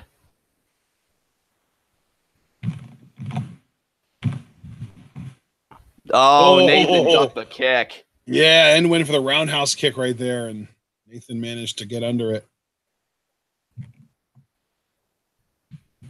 And now Nathan proud of himself, well, mockingly proud, like, oh, yeah, we're wrestling, we're doing. Oh, and there is James Davis. And, you know, I gotta say, I'd love to be inside the head of the London Riots, because it's one thing to come back, be happy to be here. It's one thing to come back, you know, party, help Will Ospreay win the world title. But there comes a time when you go in the back, right? And you really just look at yourself and you say, you know what? The honeymoon phase is over. You look inside yourself and you ask yourself honestly, what are our goals? And I can't imagine the goals of the London Riots has changed. Their disposition may have, but their goals have not. They still want to be the best tag team in progress. They still want to be the tag team champions. This could be their chance to make all of those ambitions realized here tonight. Hammerlock there. Uppercut there. James Davis off the ropes. Look at Nathan, though, with the leg pick. Rolls through, front face lock, low to the ground. And Nathan just so proud of himself. I mean, he's a man of great ability. And he's definitely had his own evolution. Ligero there taking the tag. Great teamwork there by the Origin. And do you agree with the strategy partner on the London Riots? Just, you know, cutting the ring in half, really weakening Davis here? Yeah, definitely. It's brilliant. And especially because with Davis, I really do feel like Davis is kind of the energy of the London Riots. I feel like Lynch is able to kind of have these little spurts of energy, but James Davis is more the workhorse. He's more the guy that, you know, you kind of want in the match for the majority of it. But if you wear him down and you have to rely on Lynch to more be the consistent kind of workhorse, I think he'll tire out a hell of a lot faster. Absolutely. I completely agree with you on that. Oh, and now they sent Davis to the outside. I think Ligero's probably going to dive. Oh, look at Mastiff. Perfectly legal. I want to add, this is not an elimination match. You cannot disqualify the London or the Origin for Dave Mastiff's help. And that's why it was so brilliant by the Origin to invest in Dave Mastiff, him being the heavy here at ringside. And Ligero there really controlling that side headlock. Now Nathan back in the ring. And side headlock there. And now the cravat. Oh, the body shots, though, to Nathan. But right back in that side headlock. Great control by Cruz. And now Ligero. Now this is looking like a legitimate double team. Ringing out the arms. Double wrist lock. And Nathan, let's go. You know, partner, I just got to say, not to be too judgmental, and maybe I'm too much of a snob, but I really do feel like the Origin have kind of wasted their double team attempts. And now Mastiff headlock takeover. Look at this. They're doing elementary maneuvers and just reveling in it. Oh, wait a minute. Your lights have come on. Referee seeing what Mastiff's doing. Oh, I think Mastiff's about to be ejected right here. But, I mean, that was perfectly legal. Ali's saying, get out of here. I don't know if the referee has the authority to do that. I mean, obviously he does, but I'm just a bit skeptical. I mean, this is a no DQ matchup, or so we thought. I mean, he can kick him out, but he can't disqualify them for not listening to him. And now, Ligero right back on the side headlock. But resuming my earlier point, I mean, you're in there with the London Riots. I mean, these are behemoths. These are guys it's going to take a lot of punishment to beat. And they're just really focused on really like grinding and wearing them down with the fundamentals. I mean, what do you think, Ashton? Am I kind of looking at it from a wrong vantage point here, or what do you think? I think you're looking at it from the right vantage point. It's just the execution, You got to actually get it done. Absolutely. And it's not easy. I mean, look, on the other side, looking at the converse of the situation, the Origin might be thinking, look, you know what these side headlocks and these takeovers and these fundamentals are doing? They're wearing the London Riots out. I mean, there's a reason why, back in the Carnival days and back in the days of Hackens, Schmidt and freaking, all the great wrestlers that we have watched and seen, Luthez and stuff like that the fundamentals used to be the most dangerous maneuvers in the game. And now Tommy in with a mic. I didn't hear what he said. Did you? Oh, yes. These people they came for this boring bullshit, and he just blasted Nathan with the microphone. So this is why everybody loves the Sumerian Death Squad, because they don't put up with boring bullshit. They get right down to business. I'll tell you, now that I really see the whole scheme of everything, it's quite brilliant. The Origin doesn't care about entertaining the fans. They care about winning, but now it's completely devolved into a... Oh, my God. Ligero's head right into the wall there. When Sumerian Death Squad to Nathan, and Nathan right in the chairs there. Telling you, I mean, Nathan, he was very much relying on the fundamentals. I was just about to make a case for them, and Tommy End cut me off, and I'm not going to try and challenge him over being interrupted. And now Davis and Lynch just destroyed Ligero there.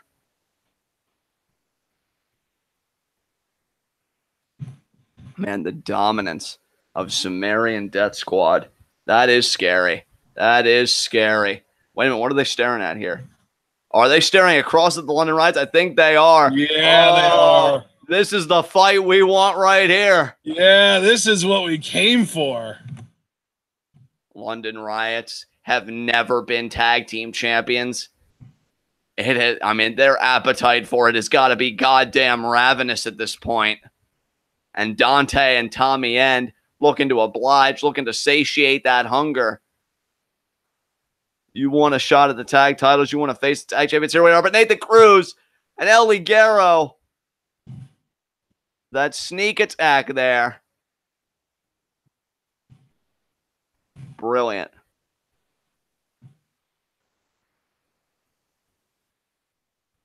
And now, I'll tell you, the Origin just picking apart these guys. Now sends El Ligero into Cruz on the outside.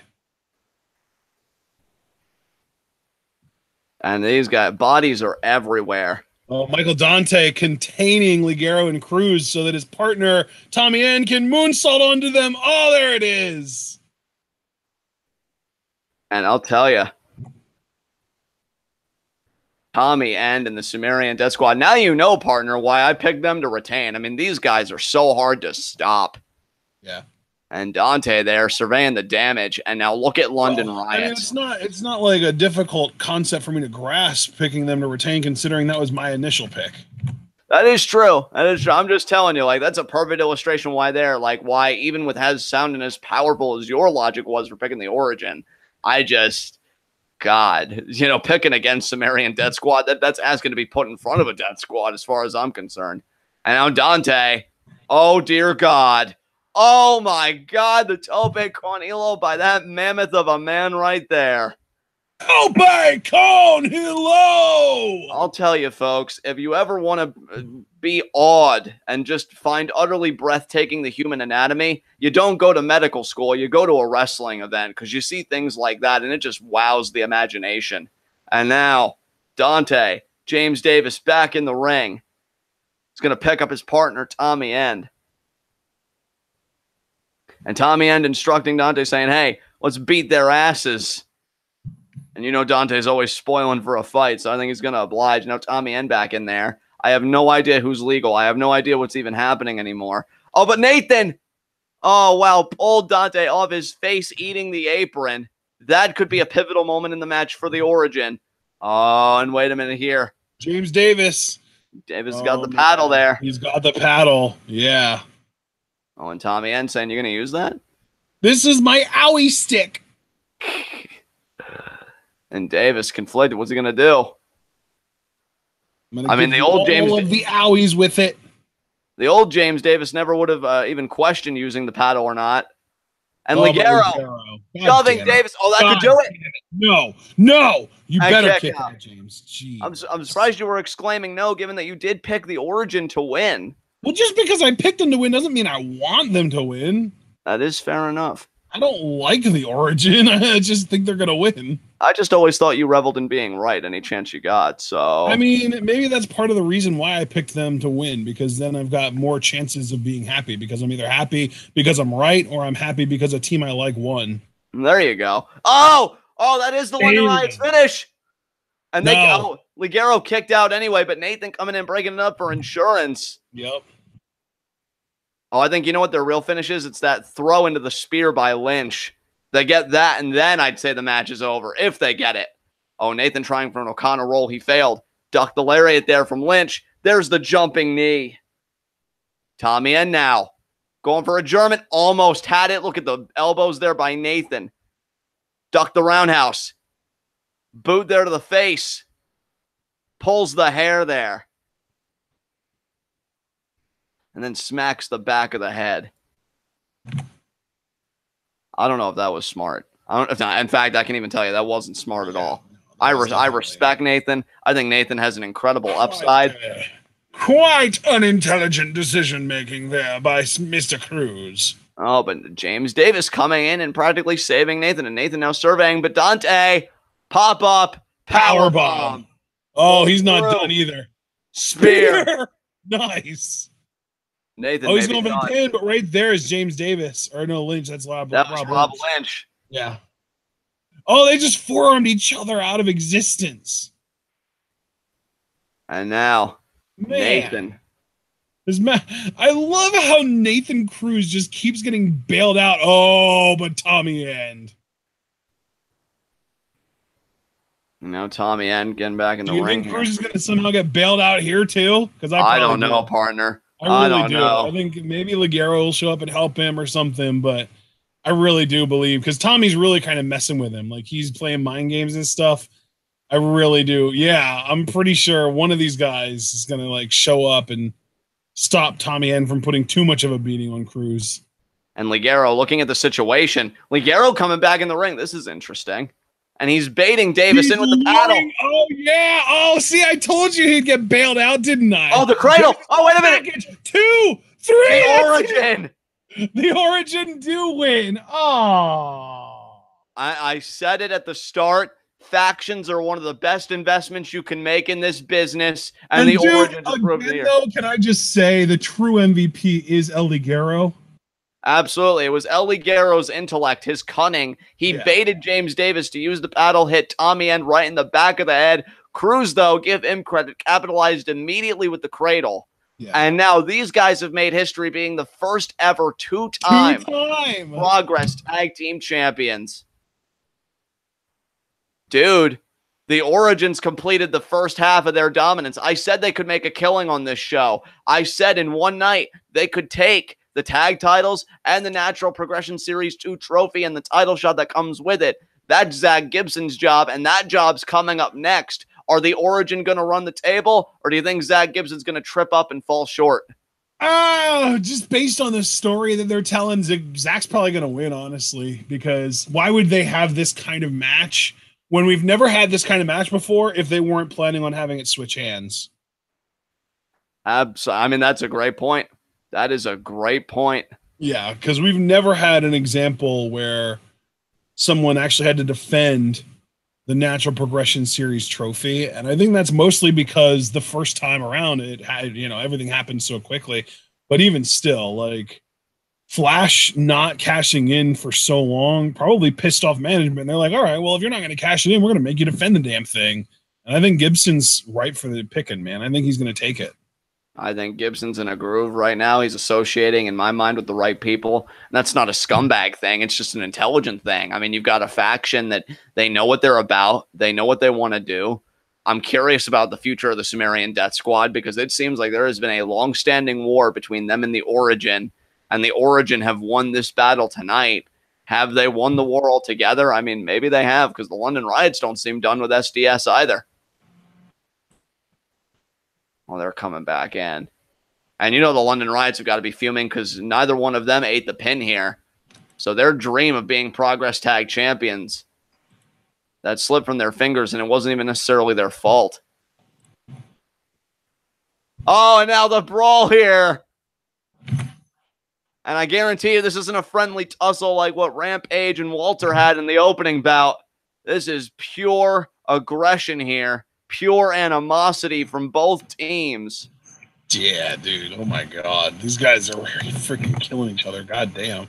And while history is made by the Origin, everything else is coming undone by these two teams. And man, security needs to get upgraded around here. What is this, NXT? Oh, my God. That one security man got just manhandled by Tommy End. To quote Sir Joe of Samoa, get better security, Regal. Yeah, he's so good. I know. He really is. By the way, I don't know if you saw, but there's a new shirt for Ty Dillinger on WWE Shop. Oh, it's about time. I can't wait for Andrade to get a shirt. But, you know, before that, I can't wait for him to, you know, actually compete. Yeah. I'm not going to stop being angry about it. I apologize. It says perfect 10 on the front and every day in every way on the back. Nice. I love that Peyton Royce. What was that? I wonder if he's going to start incorporating that every day in every way into his catchphrase. He did in the early days of the Perfect 10 gimmick. I remember in his promos, he'd say, every day and in every way, I am a perfect 10. I don't remember that. Wow. That's what I'm talking about, man. My wrestling memory is so fucking bad. Well, I'm sure these results are something you won't forget for some time. The Origin making history here. Is that Rampage Brown? That is. Yeah, it is. Rampage playing Peacekeeper here. Oh, man. And of course, it's Tommy End and James Davis that are really having the problem with each other because Davis is the one that clocked End in the back of the head, I believe, with the bat or with the paddle. The wooden club, whatever you want to call it. And now, London Riots here. Reunited. They're back together on one side of the ring, and they can leave. Get to our next match, damn it. I am chomping at the bit for that next match. In fact, honestly, I know we normally address those kinds of inquiries, but I mean, Zack Gibson versus Flash Morgan Webster was the match I was looking forward to most, so I'm excited for this. Oh, shit. Elias. Oh, everyone got American flag t-shirts, it looks like. Oh, okay. Oh, man.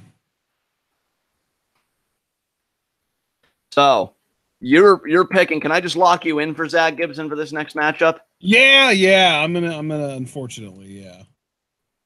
Unfortunately, yeah. You know I love Zack Gibson, dude. So I'm gonna happily go with him. But you know what though? I just mean unfortunately because like he's a dick, and I'm not like you. I don't root for the dicks to win.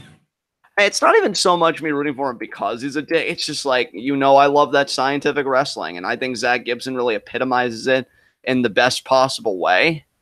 And, you know, like, I do like Flash Morgan Webster, though, as well. Yeah, you know what? That's a funny thing, too, is that I think you like both of these competitors more than me. Because, like, I kind of like Flash, but he doesn't really do much for me. And I do like Zack Gibson, but then you take both of those up a level. You always talk about how much you really do like Flash, and you love Zack Gibson. So you're just a little higher on both of these guys than I am. Yeah, man. Two great performers in my mind. And it's cool that you're not as high on them. Again, I keep saying the beautiful thing about wrestling, especially in this day and age, there is so much variety. There is a wrestler, there is a promotion, you know, et cetera, for everybody today. I am convinced. Like, there is something for everybody in this day and age. And really, to me, that's how it should be.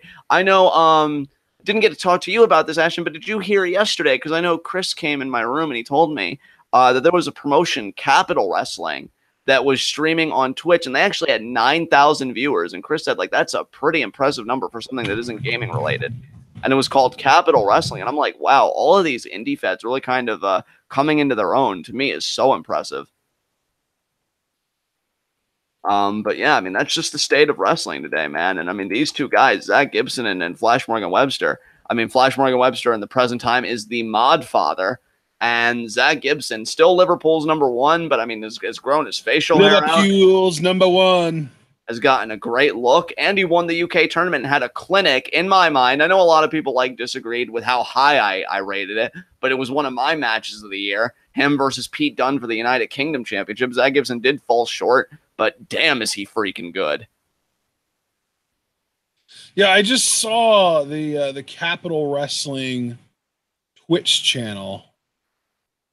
And I'm trying to find them on like Twitter or anything, but I can't. So I'll have to continue looking for that before the next match starts. And there's Zack Gibson, Liverpool's #1. And Zack Gibson, man, what a match this is for him. He lost to Flash Morgan Webster originally, in the tournament. That's why Flash Morgan Webster, won the Natural Progression Series 2 tournament in the first place. But Zack Gibson more or less getting a second chance at it. And that's so rare, Ashton. It's so rare to get a second chance at an opportunity of this magnitude. And I just can't imagine that a performer the caliber of Zack Gibson is going to let that opportunity slip through his fingers a second time. And we know that elevated wrist lock, Shankly Gates. I mean, Zack Gibson really is a throwback. I actually want to plug something I saw from the Catch Wrestling Twitter that they shared with me, because I think they knew what a big Zack Gibson fan I was. And let me see if I could pull it up, because you talk about that elevated. And you know what? While you're doing that, I also found Capital Wrestling on Twitter. They actually only have like 1,200 followers on Twitter, so it's actually a smaller promotion as far as like how well recognized they are. So I guess the Twitch wrestling scene is just hot as all hell right now, Absolutely. And partner, what I wanted to share with people, that elevated wrist lock, you want to talk about Zack Gibson having appreciation for the technical roots, having appreciation for, catch wrestling, so to speak. Catch Wrestling U, because they're kind of a historiographer of, wrestling and stuff like that. Great account. I urge everybody to follow them. Has a photo of a performer named Gwyn Davies, Gwyn, and then Davies, Davies, doing a Shankly Gates on Billy Robinson in the 1960s, also known as an inverted reverse chicken wing. So, yeah, I mean, photographic evidence there that is an old school maneuver as they come all the way back in the 60s. Zack Gibson bringing it back and giving it a modern feel. That's how much of a student of the game Zack Gibson is. But here's the thing. Just because you're a student of the game doesn't mean you're going to ace every test like Flash Morgan Webster has in progress, because he's the one with the trophy and Zack Gibson is not. But that could be flipped real quick tonight, depending on how this match goes. Didn't Gwyn Davies just pass like right at the end of last year? Did he? I honestly couldn't tell you one way or the other, partner. In this case, your memory might have been recognize that name, but I feel like I recognize that name in like a rest in peace, that name kind of context. Like I feel like I've seen people talking about, rest in peace, Gwyn Davies kind of thing. But I feel like it had to be at least like 5 or 6 months ago. It wasn't super recent, but it was relatively recent. Yeah, I'm going to post the photo here in our chat just in case anybody wants to look at it. Awesome. And yeah, I always love looking at pieces of wrestling history. Zack Gibson looking to make his own history here in progress.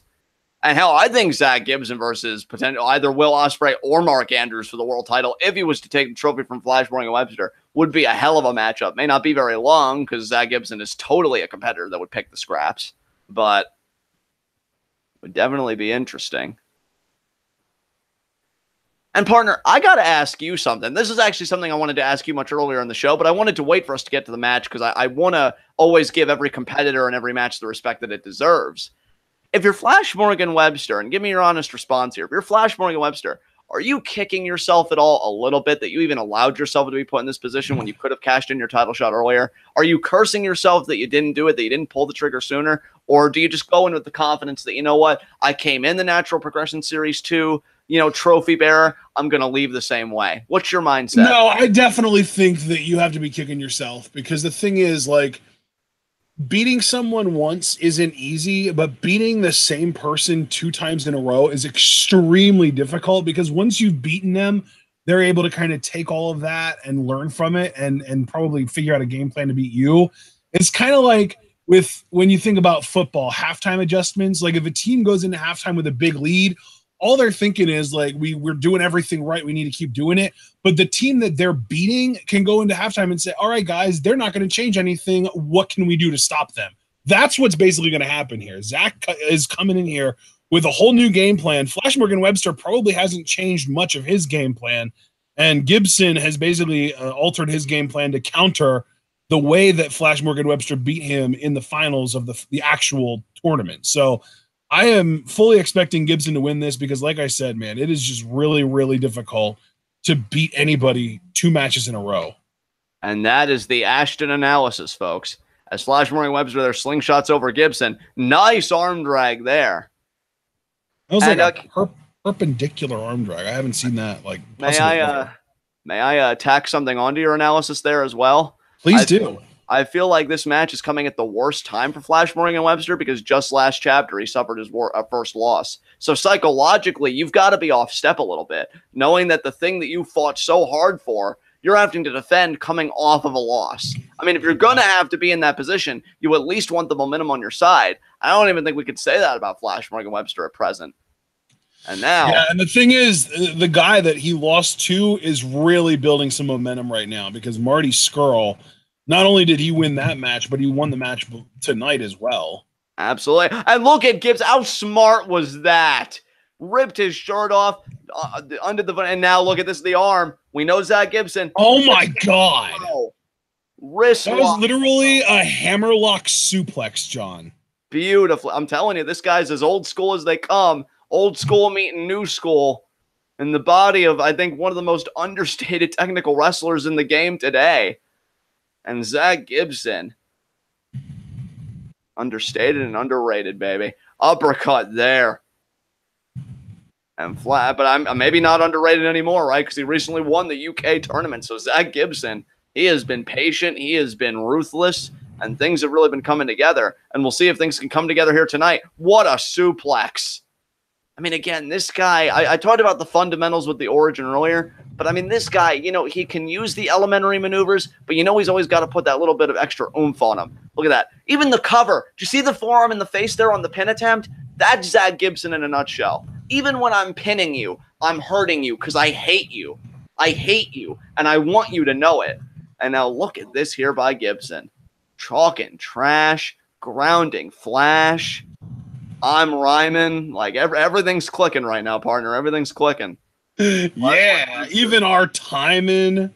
Oh, and now throws Flash Morgan Webster back down to the mat. His head hitting the canvas hard.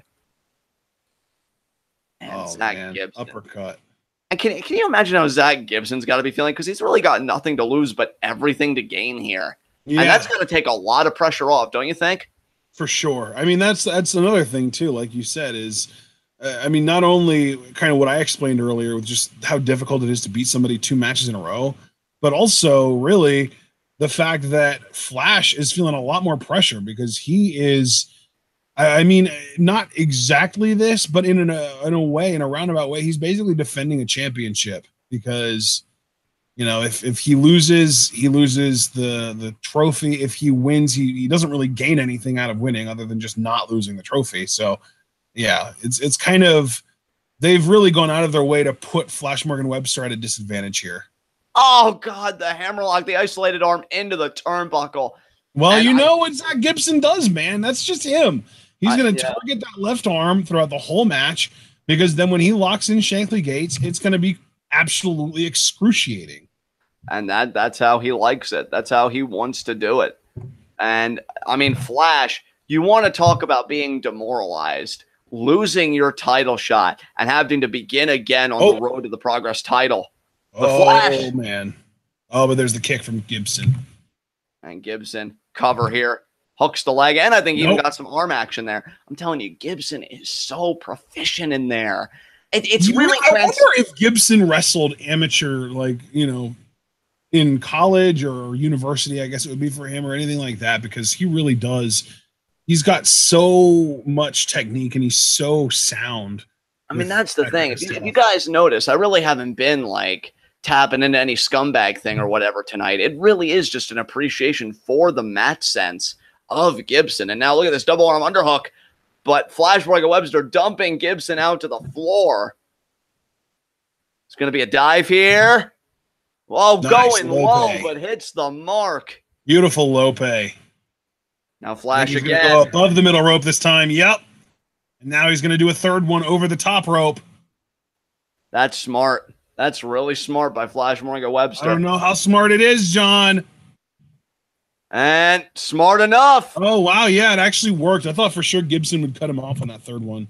I saw Gibson start to recover. I thought he was going to rush the ring as well, my friend, but he did not. And you know what? I think Flash needed that succession of offense. And now, Gibson back in the ring. He rolls out the other side. How smart is that action by Gibson, creating that separation? And now, oh, wait a minute, though. Flash may not care. Flash may adapt. And that's smart on his end, admittedly. And now Flash Morgan Webster. What a knee. And now Gibson seated. He's practically about to topple over, but I think he's positioned enough where Flash is going to do something else. Charging. Oh, but Gibson stops him with the throat chop. I'll tell you, this man would have fit right in. And oh, Flash, look at the balance and the agility. Oh, kicked him off. Moonsault. Wow. I was getting ready to praise Zack Gibson, and Flash Morgan Webster more or less said offensively, don't you dare ignore me. I am not done yet. And now trying to get Gibson back in the ring.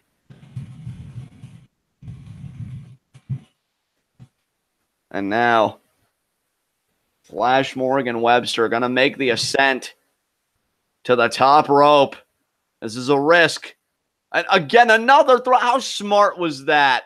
Cutting off the airways. And now, Zack Gibson going to make his own ascent. I have just loved the match that Zack Gibson has wrestled. It's been some parts conservative, but 100% malicious. And I think that's how he needs to be. Oh, but Flash with the counter. That was like a face buster off the middle rope. That was sick. But only a 2 count. Only a 2 count. Ashton, let me ask you this too, partner. Are you at all surprised that the Origin, like Zack Gibson, who, he is representing them, that Zack Gibson's got no backup? He doesn't have the new tag team champions, Nathan Cruz and Ligero. He doesn't have Mastiff like they did in the prior bout. Gibson's by himself. I mean, does that surprise you at all? And the takedown there with the wrist. Wrist lock takedown there, and the elbow kind of in the canvas, and Flash definitely favoring the wrist. Oh, he may not need the Origin. He may just need Shankly Gates. But what a counter by Flash. But what a counter by Zack. Jesus. Oh, Flash lands on his feet.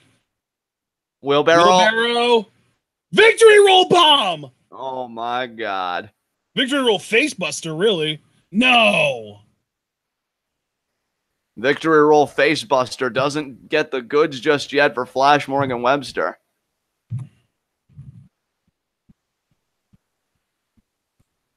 And now Flash going to ascend here.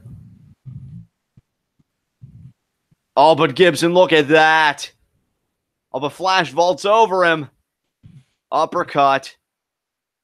Oh, the double knees to the arm, man. Oh, and there is the code breaker. Yeah. Double knee face buster there. And Gibson not getting the 3 count. Only got a near fall. Flash Morgan Webster staying. Shankly here. Yeah, he's got him. He's got him. Oh, that's it. He's got it locked in. That's it. Gibson's about to win this right here. As I said, this is a throwback. Tap, Flash, tap! To Gwyn Davies. I couldn't tell you whether or not Davies got Robinson to pass out decades ago, or tap out rather, but we may be about to find out right here if Flash Morgan Webster's going to tap out. And Gibson, he wants it so bad. Look at his face, the intensity, the aggression, and oh my God, Webster gets there. He's been putting so much work into that left arm. But you know what? Flash does have that will to win. And unlike muscles and ligaments, that's not so easy to tear. Unlike bones, it's not so easy to break. And now, Gibson. Oh my God, look at this. The elevated wrist lock over the ropes. They're getting that extra leverage. The ref trying to create separation. Man, what a matchup this has been. And I think Gibson's almost like throwing it back. Oh, but Webster with the kick to the back of the head. And what does Flash have now? What is he thinking here? Double stomp, 450, senton? I don't know, man. Maybe a shooting star. Who even knows? He's balancing himself on the top rope. 450. Gibson's close to the rope still. I don't trust this. And look at this. That wasn't even instinct. I think that was just his lifeless body going that way. And that is a tough break for Flash Morgan Webster right there.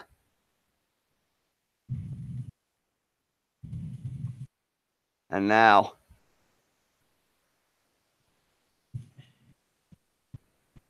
Flash here going to pick Zack Gibson up. Zack Gibson, though, still shoving Flash Morgan Webster away. And that is the key word here, separation. Zack Gibson wants to keep the separation between him and Webster strong if he has any hope of winning this match tonight. Now Gibson back in the ring. Flash also back in the ring. So much is on the line for that young man. Oh, cradle. What a cradle. And kick out there. He had that leg hooked beautifully there. I'm telling you, everything this man does. Oh, knee to the face, though. And I could easily say the same about Flash to his credit. I'm not trying to discredit either competitor, and I hope my commentary has really shown that. I respect both of these men immensely. It's just, if anybody knows me, you know I've always rode with those technical scientific wrestlers, and what the hell? Who the hell is that? Is that That's Nathan Cruz? Oh, the Origin. The Origin, of course. Double knee face buster from the top rope. Now cross-legged. Cross-legged brainbuster. That might do it. Oh, my God. 1, 2, no. Oh, my God. But Did you see Cruz? Did you see Cruz just collapse when Flash kicked out? No, I didn't see that, but that's how much the Origin wants to serve. And you see the blood on Gibson's head. That's coming from Webster's nose and mouth. That's how physical this match has been, folks. It's drawn blood. Flash better be thankful this wasn't a first blood match, or else he'd be out of a trophy right now. And now, Gibson, double arm underhook. Oh, but Webster, oh my God. Oh, shit. Oh, the strength. No. Look at Webster, sunset flip, going for the roll-up. 1, 2, no. No. Gibson charges into the corner. Back to again, more. Here we go. No, another 2 count. Oh, what a counter. Are you kidding me? Good God. And he's going to turn it into Shankly Gates, too. He's got the mount. He's got the back mount. And Shankly Gates. Good God. What a transition by Liverpool's number 1. And is he about to become number 1 and leapfrog over just about everybody for the Progress World Championship? Webster, again, the referee almost blocking his passage to the ropes. I know the referee doesn't mean to, but now look at how Gibson pivots, thus making Webster start all over again. And now Webster with his foot on the ropes, but the referee, though, didn't see it. Man, I gotta blame the ref here. He has handled this submission attempt horribly, and it might cost Flash here. There's the tap. It does. It does. Look, I love Zack Gibson. I'll be the first one to congratulate him, but I think you would agree with me. That was piss poor officiating there that whole way through that Shankly Gates. I mean, I don't think it was bad officiating objectively, like in the sense that, like, oh, he was failing at his job. I think it was more just kind of an unfortunate situation where he was in a position to see the tap, and it just happened to put him out of position from being able to see the foot on the rope. You know what I mean? Well, you know, wait. I always love these. Zack Gibson's going to talk. He has a line to my funny bone with his promos, so I'm going to enjoy this. And hey, didn't I call it at the beginning of the commentary when you asked me to run down the card that the Origin had a chance to run the table tonight and make a killing? And they did. What a night for this faction. And Flash Morgan Webster looking dismayed, and rightfully so. He got his foot on the ropes. What imagery? Good Lord. Accidental Renaissance right now. Jesus Christ. And wow, that is incredible. Damn. Oh. Oh, come on, music. It really is his, like, the words that he emphasizes and stuff. It's like the diction and the way that he speaks. Yeah. I thought this was your favorite day of the month.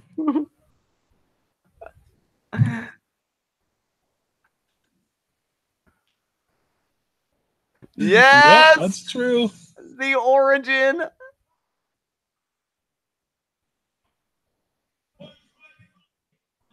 In a controversial fashion, but yes, he did.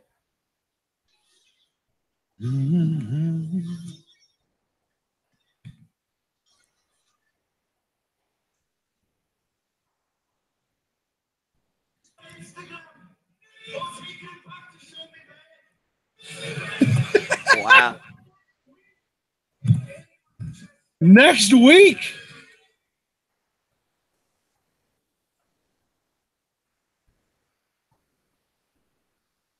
Wow.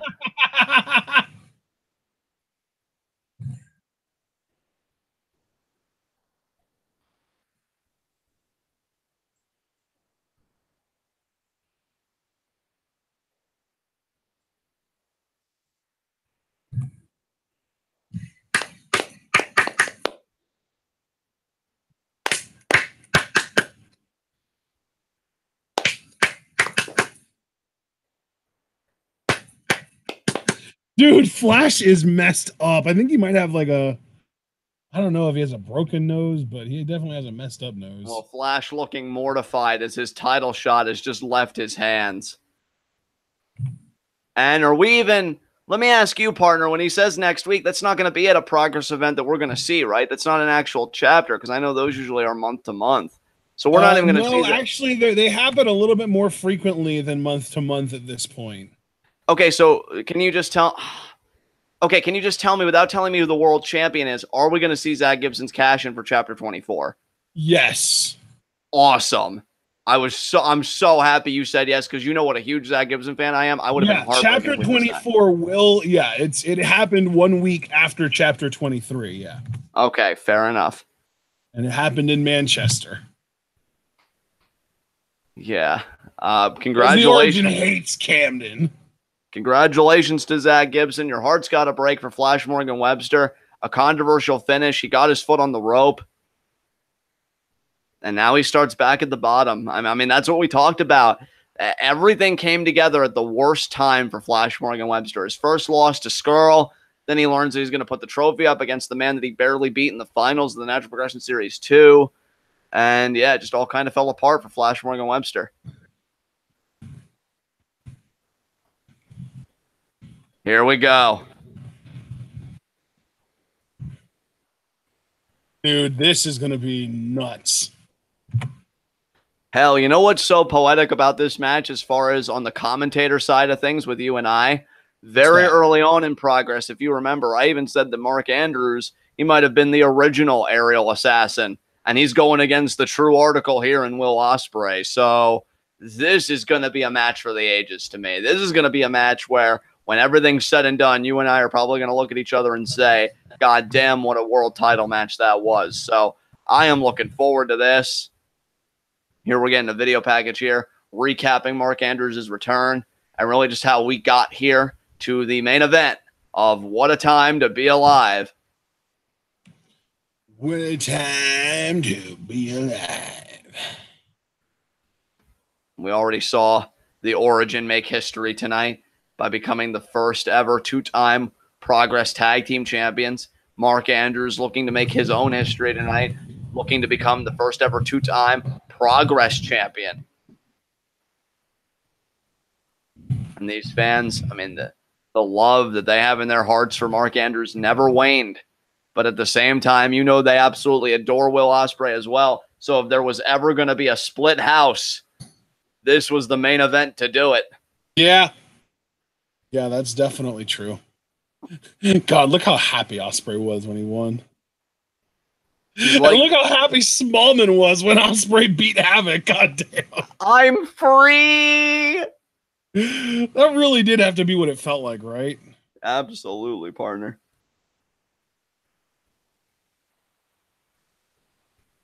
And now, you excited for 205 Live tonight? Hey, man. Mustafa Ali versus Buddy Murphy, no DQ. Hideo Itami and Cedric Alexander continuing their beef. You're damn right I'm excited. And TJP versus a mystery opponent. And hopefully we get to see Lio Rush. That might even be TJP's mystery opponent. I don't know. I doubt it, only because Lio Rush definitely seems more heelish, but very curious who Drake Maverick's going to pick for TJP's opponent. Yeah. I mean, is TJP still a heel? Yes. Oh, okay. Well, that would make sense then. I think that's even why Drake Maverick's picking his opponent, because TJP's been very vocal. And by the way, what is going on with Hideo and Cedric? Well, I mean, I'm just assuming they're going to continue their beef, because Hideo, to me, is pretty much the implicit #1 contender for the Cruiserweight Championship. And I hope Naomichi Marufuji is watching Hideo closely, because once Hideo becomes Cruiserweight Champion, then he's going to go back to Noah and kick his ass. So it should be fun. Jeez. Weren't they a tag team for a while? No, I think you're thinking of Kenta and fucking Shibata. Oh, yeah. I knew they were a team, but for some reason I thought that he was a partner with Marufuji at one point. No, Marufuji and Kenta have been one of the most storied rivalries in Noah. I think they had 3 or 4 matches together, and I couldn't even tell you the win-loss record between the two. I think, honestly, if I'm being truthful, I think Marufuji is like winning the series, but that's why I just looked on freaking Wikipedia, and he has been the GHC Junior Heavyweight Tag Team Champion with Marufuji before. Oh, damn. I did not know that. So, see, you taught me something. Yeah, he won that with 3 different people. Once with Marufuji, once with Ishimori, and once with Kanemaru. Damn. All the guys that we're familiar with. That's nuts. And Mark Andrews there making the belt motion. But I also know that Hideo and Marufuji, they are rivals, and they have had a series of matches in Noah that I think really define Noah, which is why I'm so excited that Marufuji was named as his opponent for when he returns there. I might just get a Noah subscription just to see that match in the best quality possible alone. Yeah. Like, because I don't want to freaking have any low quality or piss poor stuff watching that match. Like, I want to savor that like a connoisseur does a wine, my friend. And speaking of savoring the moment, you know these Progress fans have got to be savoring having Mark Andrews back in their ring as we await the arrival here of the defending champion, the man that ended the Havoc reign of terror, the aerial assassin, Will Ospreay. And I'm amazed that, we really haven't heard anything from Eddie Dennis or anybody about Mark Andrews' return. Mark Andrews seems very focused, laser focused on regaining the world title. And partner, now we know. I mean, you even said it. Like, we know that next chapter, chapter 24, Zack Gibson is going to be challenging for the world title. One of the most vicious, technically sound competitors in the British wrestling scene today. And I would say just in the entire world overall. Who do you think is going to retain the world title? Who do you think is going to be the other half of that equation to meet Zack Gibson, Liverpool's #1 in chapter 24 here? I mean, he's our boy. He's the one. He's like the chosen one of Progress. He was the one to overcome the terrible era of Havoc. I got to go with my boy Will.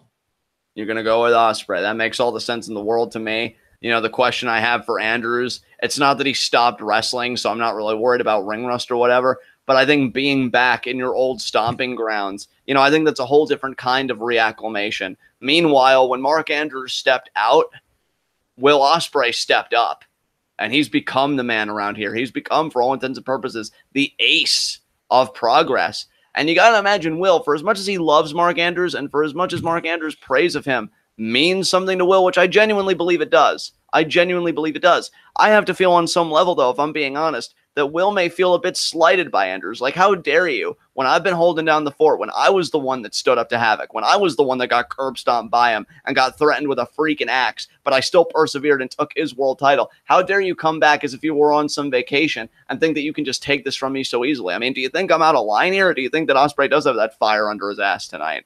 Oh my God, he just did a standing shooting star press into the superhero pose with his hand landing on the title. Talk about coordination. Maybe that answered my question better than any commentary ever could. Then he got pelted in the face by a streamer. And he sold it. But he bites that same streamer almost as if to say, if anything aggresses upon me, I will reciprocate with equal force. As far as what you were saying, I do feel like you were maybe taking it a little bit over the top, but I can still see where you're coming from. Like I was even kind of thinking like, oh, like Andrews, you know, loses the world title and then he loses the tag titles and then he just leaves the company for like a month or 3 or however many months it took for him to come back. Like that's not okay. You need to stick around. Like it's, you know, it's like the old fucking Marilyn Monroe saying about how if you can't handle me at my worst, you don't deserve me at my best. But looking at the converse of the situation, as I've been trying to do tonight, you know, maybe for Mark Andrews, he needed to take a step back. Because, you know, I think it's only when we take a step back from being so immersed in a situation that clarity and new perspective is imparted to us. And maybe Andrews needed a new perspective about how he was doing things here in Progress. Maybe he needed to kind of stand outside of Progress to reignite his fire to go back in to Progress. And maybe we're looking at a Mark Andrews that's the best he's ever been. I mean, that's why we're having this match. That's why we're having a main event. So I'll be very curious what both men bring to the table. Oh my God, the crowd is so split, John. They can't decide who they want to win. I even said that earlier. I said if there was ever going to be a main event in Progress where you had a split house, this would be the one. Beautiful by Ospreay there, right into the low front face lock, but then Andrews there with the wrist lock into the hammer lock. My God, these guys make even the fundamentals exciting with how they move. It's unbelievable. Yeah. And Ospreay, look at that escape right into the hammer lock himself. And you know who's got the best seat in the house? Probably Zack Gibson. Zack Gibson is absorbing this like a sponge right now. Yep. And Andrews, great step. Oh, you know that for sure. I mean, like I said, he is a student of the game. And Ospreay here. Oh, look at Andrews, though, maintaining the wrist lock. Nice. Oh, escapes it. Look at Will, the fluidity there. Not missing a beat. Andrews goes low, rolls through, tries to alleviate the pressure, but Ospreay, though, on him. That's impressive. You can keep pacing another guy here. Ospreay. Certainly what half the crowd at least is thinking. Nice leg pick there by Andrews. Oh, they're singing it, brother. It's not just a thinking thing. They're singing it. And isolating the leg there of Ospreay. Very smart by Andrews. And, you know, normally when you go against a guy with a similar style as you, I feel like the debate that arises is, do I play the pride game and try and really claim that style for myself and say that, you know, I'm the king of it, I rule this domain? Or do you change up the style so that there's a bit of a sharper contrast in your hope of becoming the world champion? You know, but I definitely think these two are going to play the pride game. I don't really see one guy becoming more scientific for the sake of this world title match here. I think they are going to keep it. You know what, though? If I had to choose someone between these two that was a little more scientific, it would honestly be Andrews. I think he's got a little bit more of a scientific side to him. Ospreay does some amazing athletic things, but I think Ospreay is more high-flying and striking, whereas Andrews is more high-flying and technical. You know what I mean? Absolutely. And Andrews there with the head scissors. Woo! But Ospreay kicked out of it like a kip-up style. Absolutely.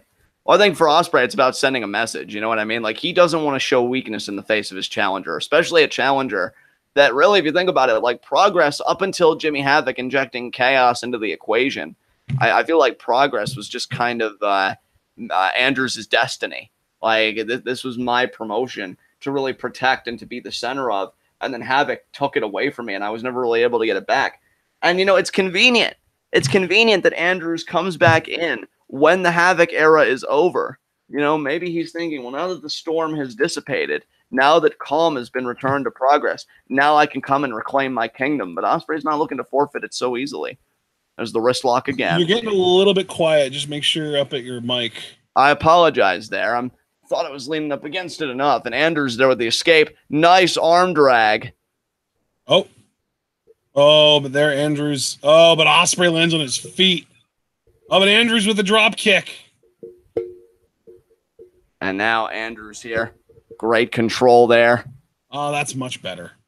All right, I had to make some adjustments, but there we go. But did you guys essentially hear what I said? So I don't have No, we heard you. We heard you. It was just a little, it was like you were fading away. I apologize about that. I assure you all, Thanos hasn't gotten a hold of me just yet. And no, not that quickly. It was like over time, you just kind of went from audible to still audible to, you know, I'm kind of struggling a little bit here. You know what I mean? Yeah, one of these days that mic is just going to be like, you know, John, your commentary was great. I hope they remember you. No, we have live reactions. No. And Andrew steps over. Soon you will know what it's like to know that you're right and to fail all the same. Oh, Thanos, how did you know the synopsis to my life? Kick out there by Ospreay. Andrew's here. Right back on the attack, though. Oh, nice. Flipped Ospreay over. Leg drop. Very nice leg drop right across the chest there. One. No. Damn, Ospreay. You relentless. Absolutely. Well, you want to talk about relentless. Look at how Andrews just smothering the champion here. Yeah, relentless wasn't really the word I was thinking of, but then resilient, I think, is what you were thinking of. Resilient. See, you're the word guy. Yeah, I am. You're the word guy. I'm the math guy. That's how this works. There you go. That's the foundation of our relationship. I wouldn't have it any other way, partner. Drop toe hold there by Andrews. And now, oh, could it be a surfboard here? And again, this is actually bearing your point out that you made earlier, partner, that between these two, Andrews is the more technically sound competitor.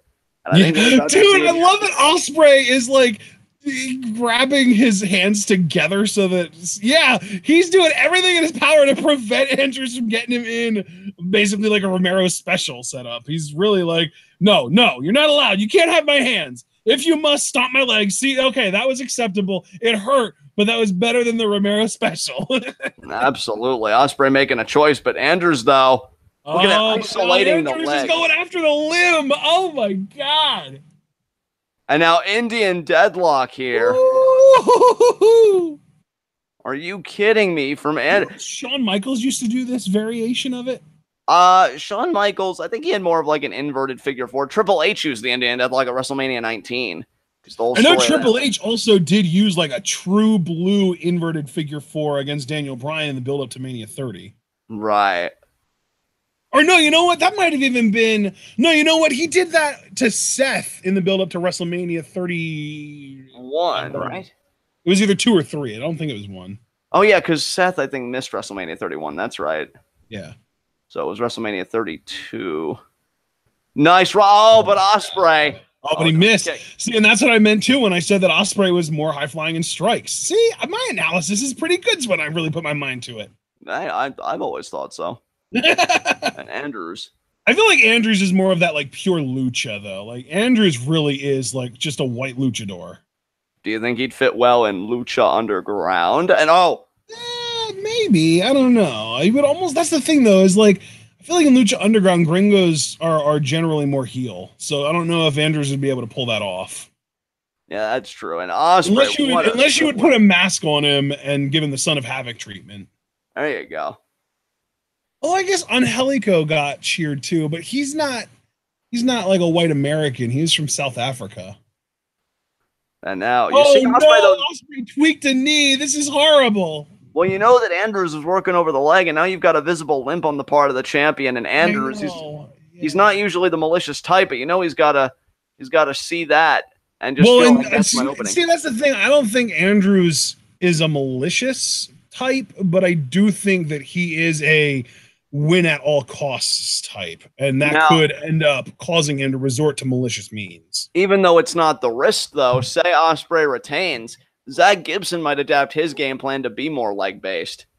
Because he may look at that limp and be like, that's my opening. Hard Irish whip there by the champion. Hooks the leg. Andrews kicks out. I think what Ospreay really needs to do right now, at my estimation, I won't say that my analysis is as good as yours, partner, but I do think he needs to equalize the playing field here. I think he needs to really take a limb or something away from Andrews so that they're both wrestling with a handicap of sorts. Yeah. And now look at that. Oh, my God. Hyperextending the arm. And now he's going to bridge back. He's going to turn it into a pin attempt here. Andrews even knows what's coming. I don't think he can really defend against it. Oh, my God. You know what, guys? I also wanted to ask for everyone watching this right now to remember, because we kind of forgot before the main event started, but please remember to leave a like. And, of course, if you're new here, subscribe to the channel, because if you go on my Twitter, which is linked in the description, and you click on my Twitter, you can see the pinned tweet there.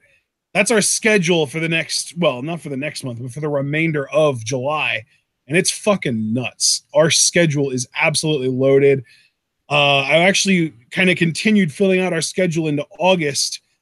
And even if we do not get progress in August, we've still got 55 live shows that are going to be going live. And actually, we'll say 56 live shows that are going to be going live from July 10th to August 23rd. That's 56 shows in 45 days. So more than a show a day over the next month and a half. It's going to be nuts, guys. Yeah, we're going hard, folks. We go hard all day, all night. Oh, I'm not going to continue because nobody here's Southern. And now a nice jawbreaker there. So yeah, just like the video, leave a comment when everything's said and done, subscribe, click the bell, follow us on Twitter. Be sure to check out the pinned tweets on both of our Twitters. Oh, Ospreay! Oh, but then Andrews with the bulldog, a wheelbarrow bulldog out of like a slingshot roll. I don't even know what to call it, man. That was nuts. Now Andrews rolling through. He's thinking DDT and he got it. Oh my God. What a DDT there by Andrews. That's what I mean, though, when I say Andrews is like pure luchador, because that's some crazy shit you only see in Mexico. Absolutely. That whole sequence, and Andrews can't believe that didn't yield a 3 count. He full stop channeled El Dragon Azteca Jr. in that sequence, I feel like. And now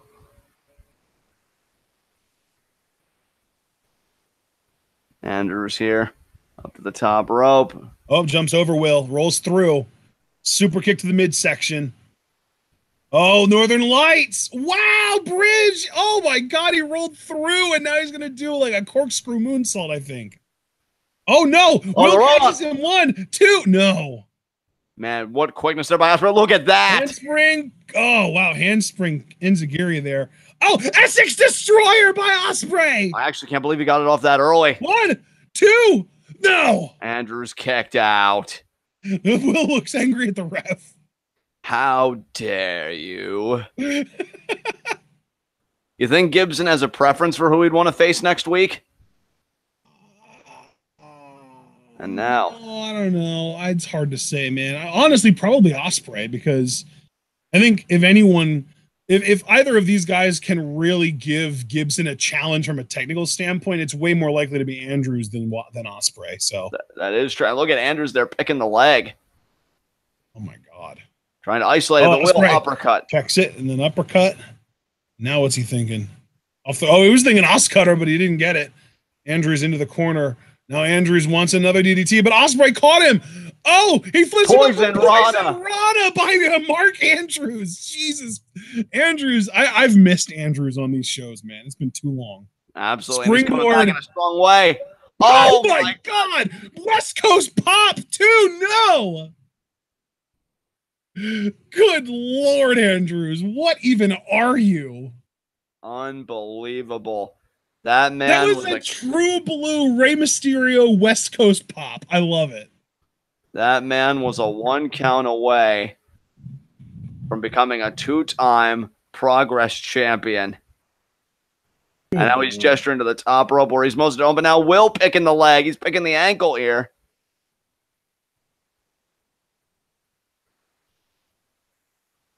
Forearm there. Ospreay goes down into the ropes. Another forearm there. Ospreay again hitting the middle rope. Oh my God. These two have just been absolutely astounding. Forearm by Ospreay. That's the striking that I was talking about.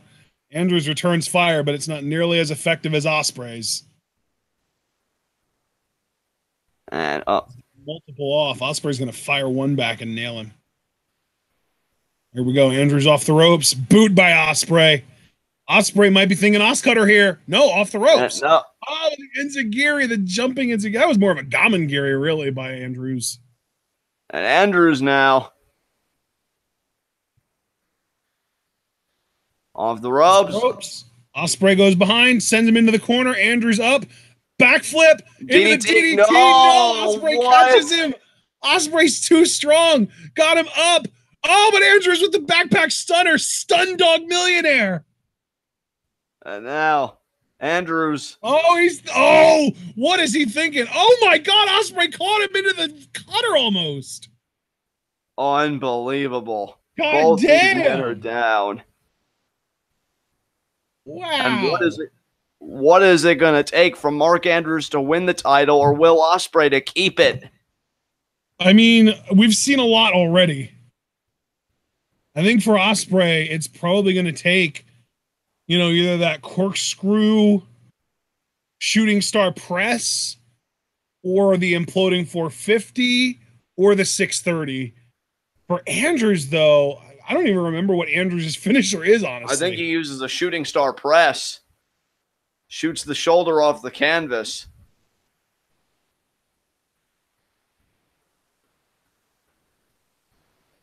And now, Will Ospreay here. Yeah. Looking to make his moment now. He's got to make the ascent slowly but surely. He's up there. My name's Ashton, not Shirley. Kick there by Mark Andrews. Crotches Ospreay on the rope. Andrews now making the ascent. Gotta give me at least a little credit. That was a solid Leslie Nielsen impression. Absolutely. Body shots there by Ospreay. Oh yeah, that got Andrews off the top rope with one foot at least. Oh shit! Oh, Cheeky! Oh, there it is. You called it, Cheeky Nando's kick. Oh my! And this crowd showing their respect. Now Ospreay's going up top. This might be the end. And oh shit! I think he's going to do the corkscrew shooting star. No. Oh, right as he was about to get up. Yeah, there is the shooting star. There's the shooting star, but that might do it. In two, and no, yeah, I knew that. Andrew's rolling just far enough away, and Ospreay getting up in the ref's face. I love pissy. How dare you not count to 3 Ospreay? It's amazing. It almost makes me think he would be a really good heel. Yeah. Andrew's clutching his chest. I mean, I don't blame him because all the air got freaking driven out of it. Yeah. And the champion now growing increasingly frustrated with each near fall. And now might be looking to put the final nail in the coffin of Mark Andrews' history-making aspirations. Oh, he's thinking 630 for sure here. Is this going to be... Oh, but Andrews with the donkey kick. Right, and now he's going up top. He might be going for the superplex that he was thinking about earlier. He might even be thinking Spanish fly. Well, belly to belly. Slam off the top rope. 1, 2. No. And now it's Andrews' turn to be absolutely vexed. 2. I kick out again by the champion. Instead of getting in the ref's face, he just keeps going for pins because the worst case scenario here, even if he doesn't get a winning pinfall off of this, he's making Ospreay expend more and more energy each time. And in a way, it's also allowing Andrews to continue thinking and trying to figure out what he's going to do next to Ospreay if this plan doesn't work out. Great insight, partner. Great insight. As Andrews going up to the... Haven't you ever done that in a fighting game where like you do a big combo but it doesn't kill your opponent, so you just start throwing like basic jabs until they let their guard down and then you get something else? Oh, absolutely. And now Essex Destroyer by Andrews into the pin. 2 and Ospreay kicks out. That cover was so deep I thought he had it. Yeah, that was a really deep cover. He had him turned upside down, basically. But And now I Ospreay think might be Andrew's just out. thinking about that shooting star that you talked about. Obviously, he doesn't do the corkscrew variation, but hell, Ospreay did a traditional shooting star to Andrews. Maybe Andrews would steal a little bit of inspiration from Ospreay and do a corkscrew variation here. Let's see what he's thinking. No, tradition. Knees. Oh, but he got caught knees into the roll up. 1, 2, no. What a kick. There's the kick series from Ospreay. Essex Destroyer. That's it. That is it. Time. Oh, he's not done, though. He is not content putting him away with the Essex Destroyer. He wants the 630. He wants to put it away for good. No questions asked. He is on the top rope. And here we go. 630. Good God. That's it. 1, 2, 3. Count to 100. It's over. Will Ospreay retains, and now we know next week, Ospreay Gibson, man. What a matchup that is going to be. Ooh-wee. And I'll tell you, what a clinic we just saw between Mark Andrews and the aerial assassin. Yeah. Oh, man, this was a fun chapter for me, guys. I got to say, for me, match of the night goes to Flash Morgan Webster versus Zack Gibson. Yeah. Honestly, though, I think my personal match of the night was Scurll Ciampa. Nice. I'm really glad you enjoyed that match so much, dude. That's awesome. Yeah. I'm just going to say here, guys, that I kind of fast-forwarded through. There didn't seem to be any like post-match angles, just the usual show of respect. So I want to thank everybody that came out to join us. And if you enjoyed this commentary, we're pulling double duty tonight because we're doing live reactions to 205 Live. Well, again, with the main event presumably being a no disqualification match between Buddy Murphy and Mustafa Ali. So if you enjoyed our live reactions to this high-flying action, 205 Live should be just the same. And, yeah, that's our next recording for the night. So we'll see you guys then, and I'm going to hand it over to Ashton to take us home. Oh, absolutely, guys. I've already asked that you like the video, comment, subscribe, all that fun stuff, and our Twitter and Facebook and all that. Only thing I have left to say is that I would appreciate it if you would consider a way to support TwitWow, and you've got 3 options. Option number 1 is to buy our merch on the Teespring store, linked in the description. Option number 2 is to donate to our Patreon, also linked in the description. And option number 3 is actually the free option. All you have to do is share this video and this channel with all of your wrestling fan friends and let them in on the best kept secret in the YouTube wrestling community. We are, and you're damn right, we're proving it for the next couple months, the workhorses of the YouTube wrestling community. We have been dominating and we will continue to do so. And I am ecstatic to be continuing to react to progress. And thanks to Super Blue on both Twitter and in chat and in the Discord and all that stuff, thanks to Super Blue, we are going to be live reacting to 205 Live every week of July. So we're going to be getting all of the Buddy Murphy, Mustafa Ali, Cedric Alexander, Hideo Itami, Lio Rush amazingness this month. I'm ecstatic. I'm very happy about it. That's going to be tonight when it comes on at 10 o'clock p.m. Eastern time, or whatever time 205 Live normally comes on for you in your time zone. We will be with you then. But until then, the only thing that I ask of you is to remember to stay tuned.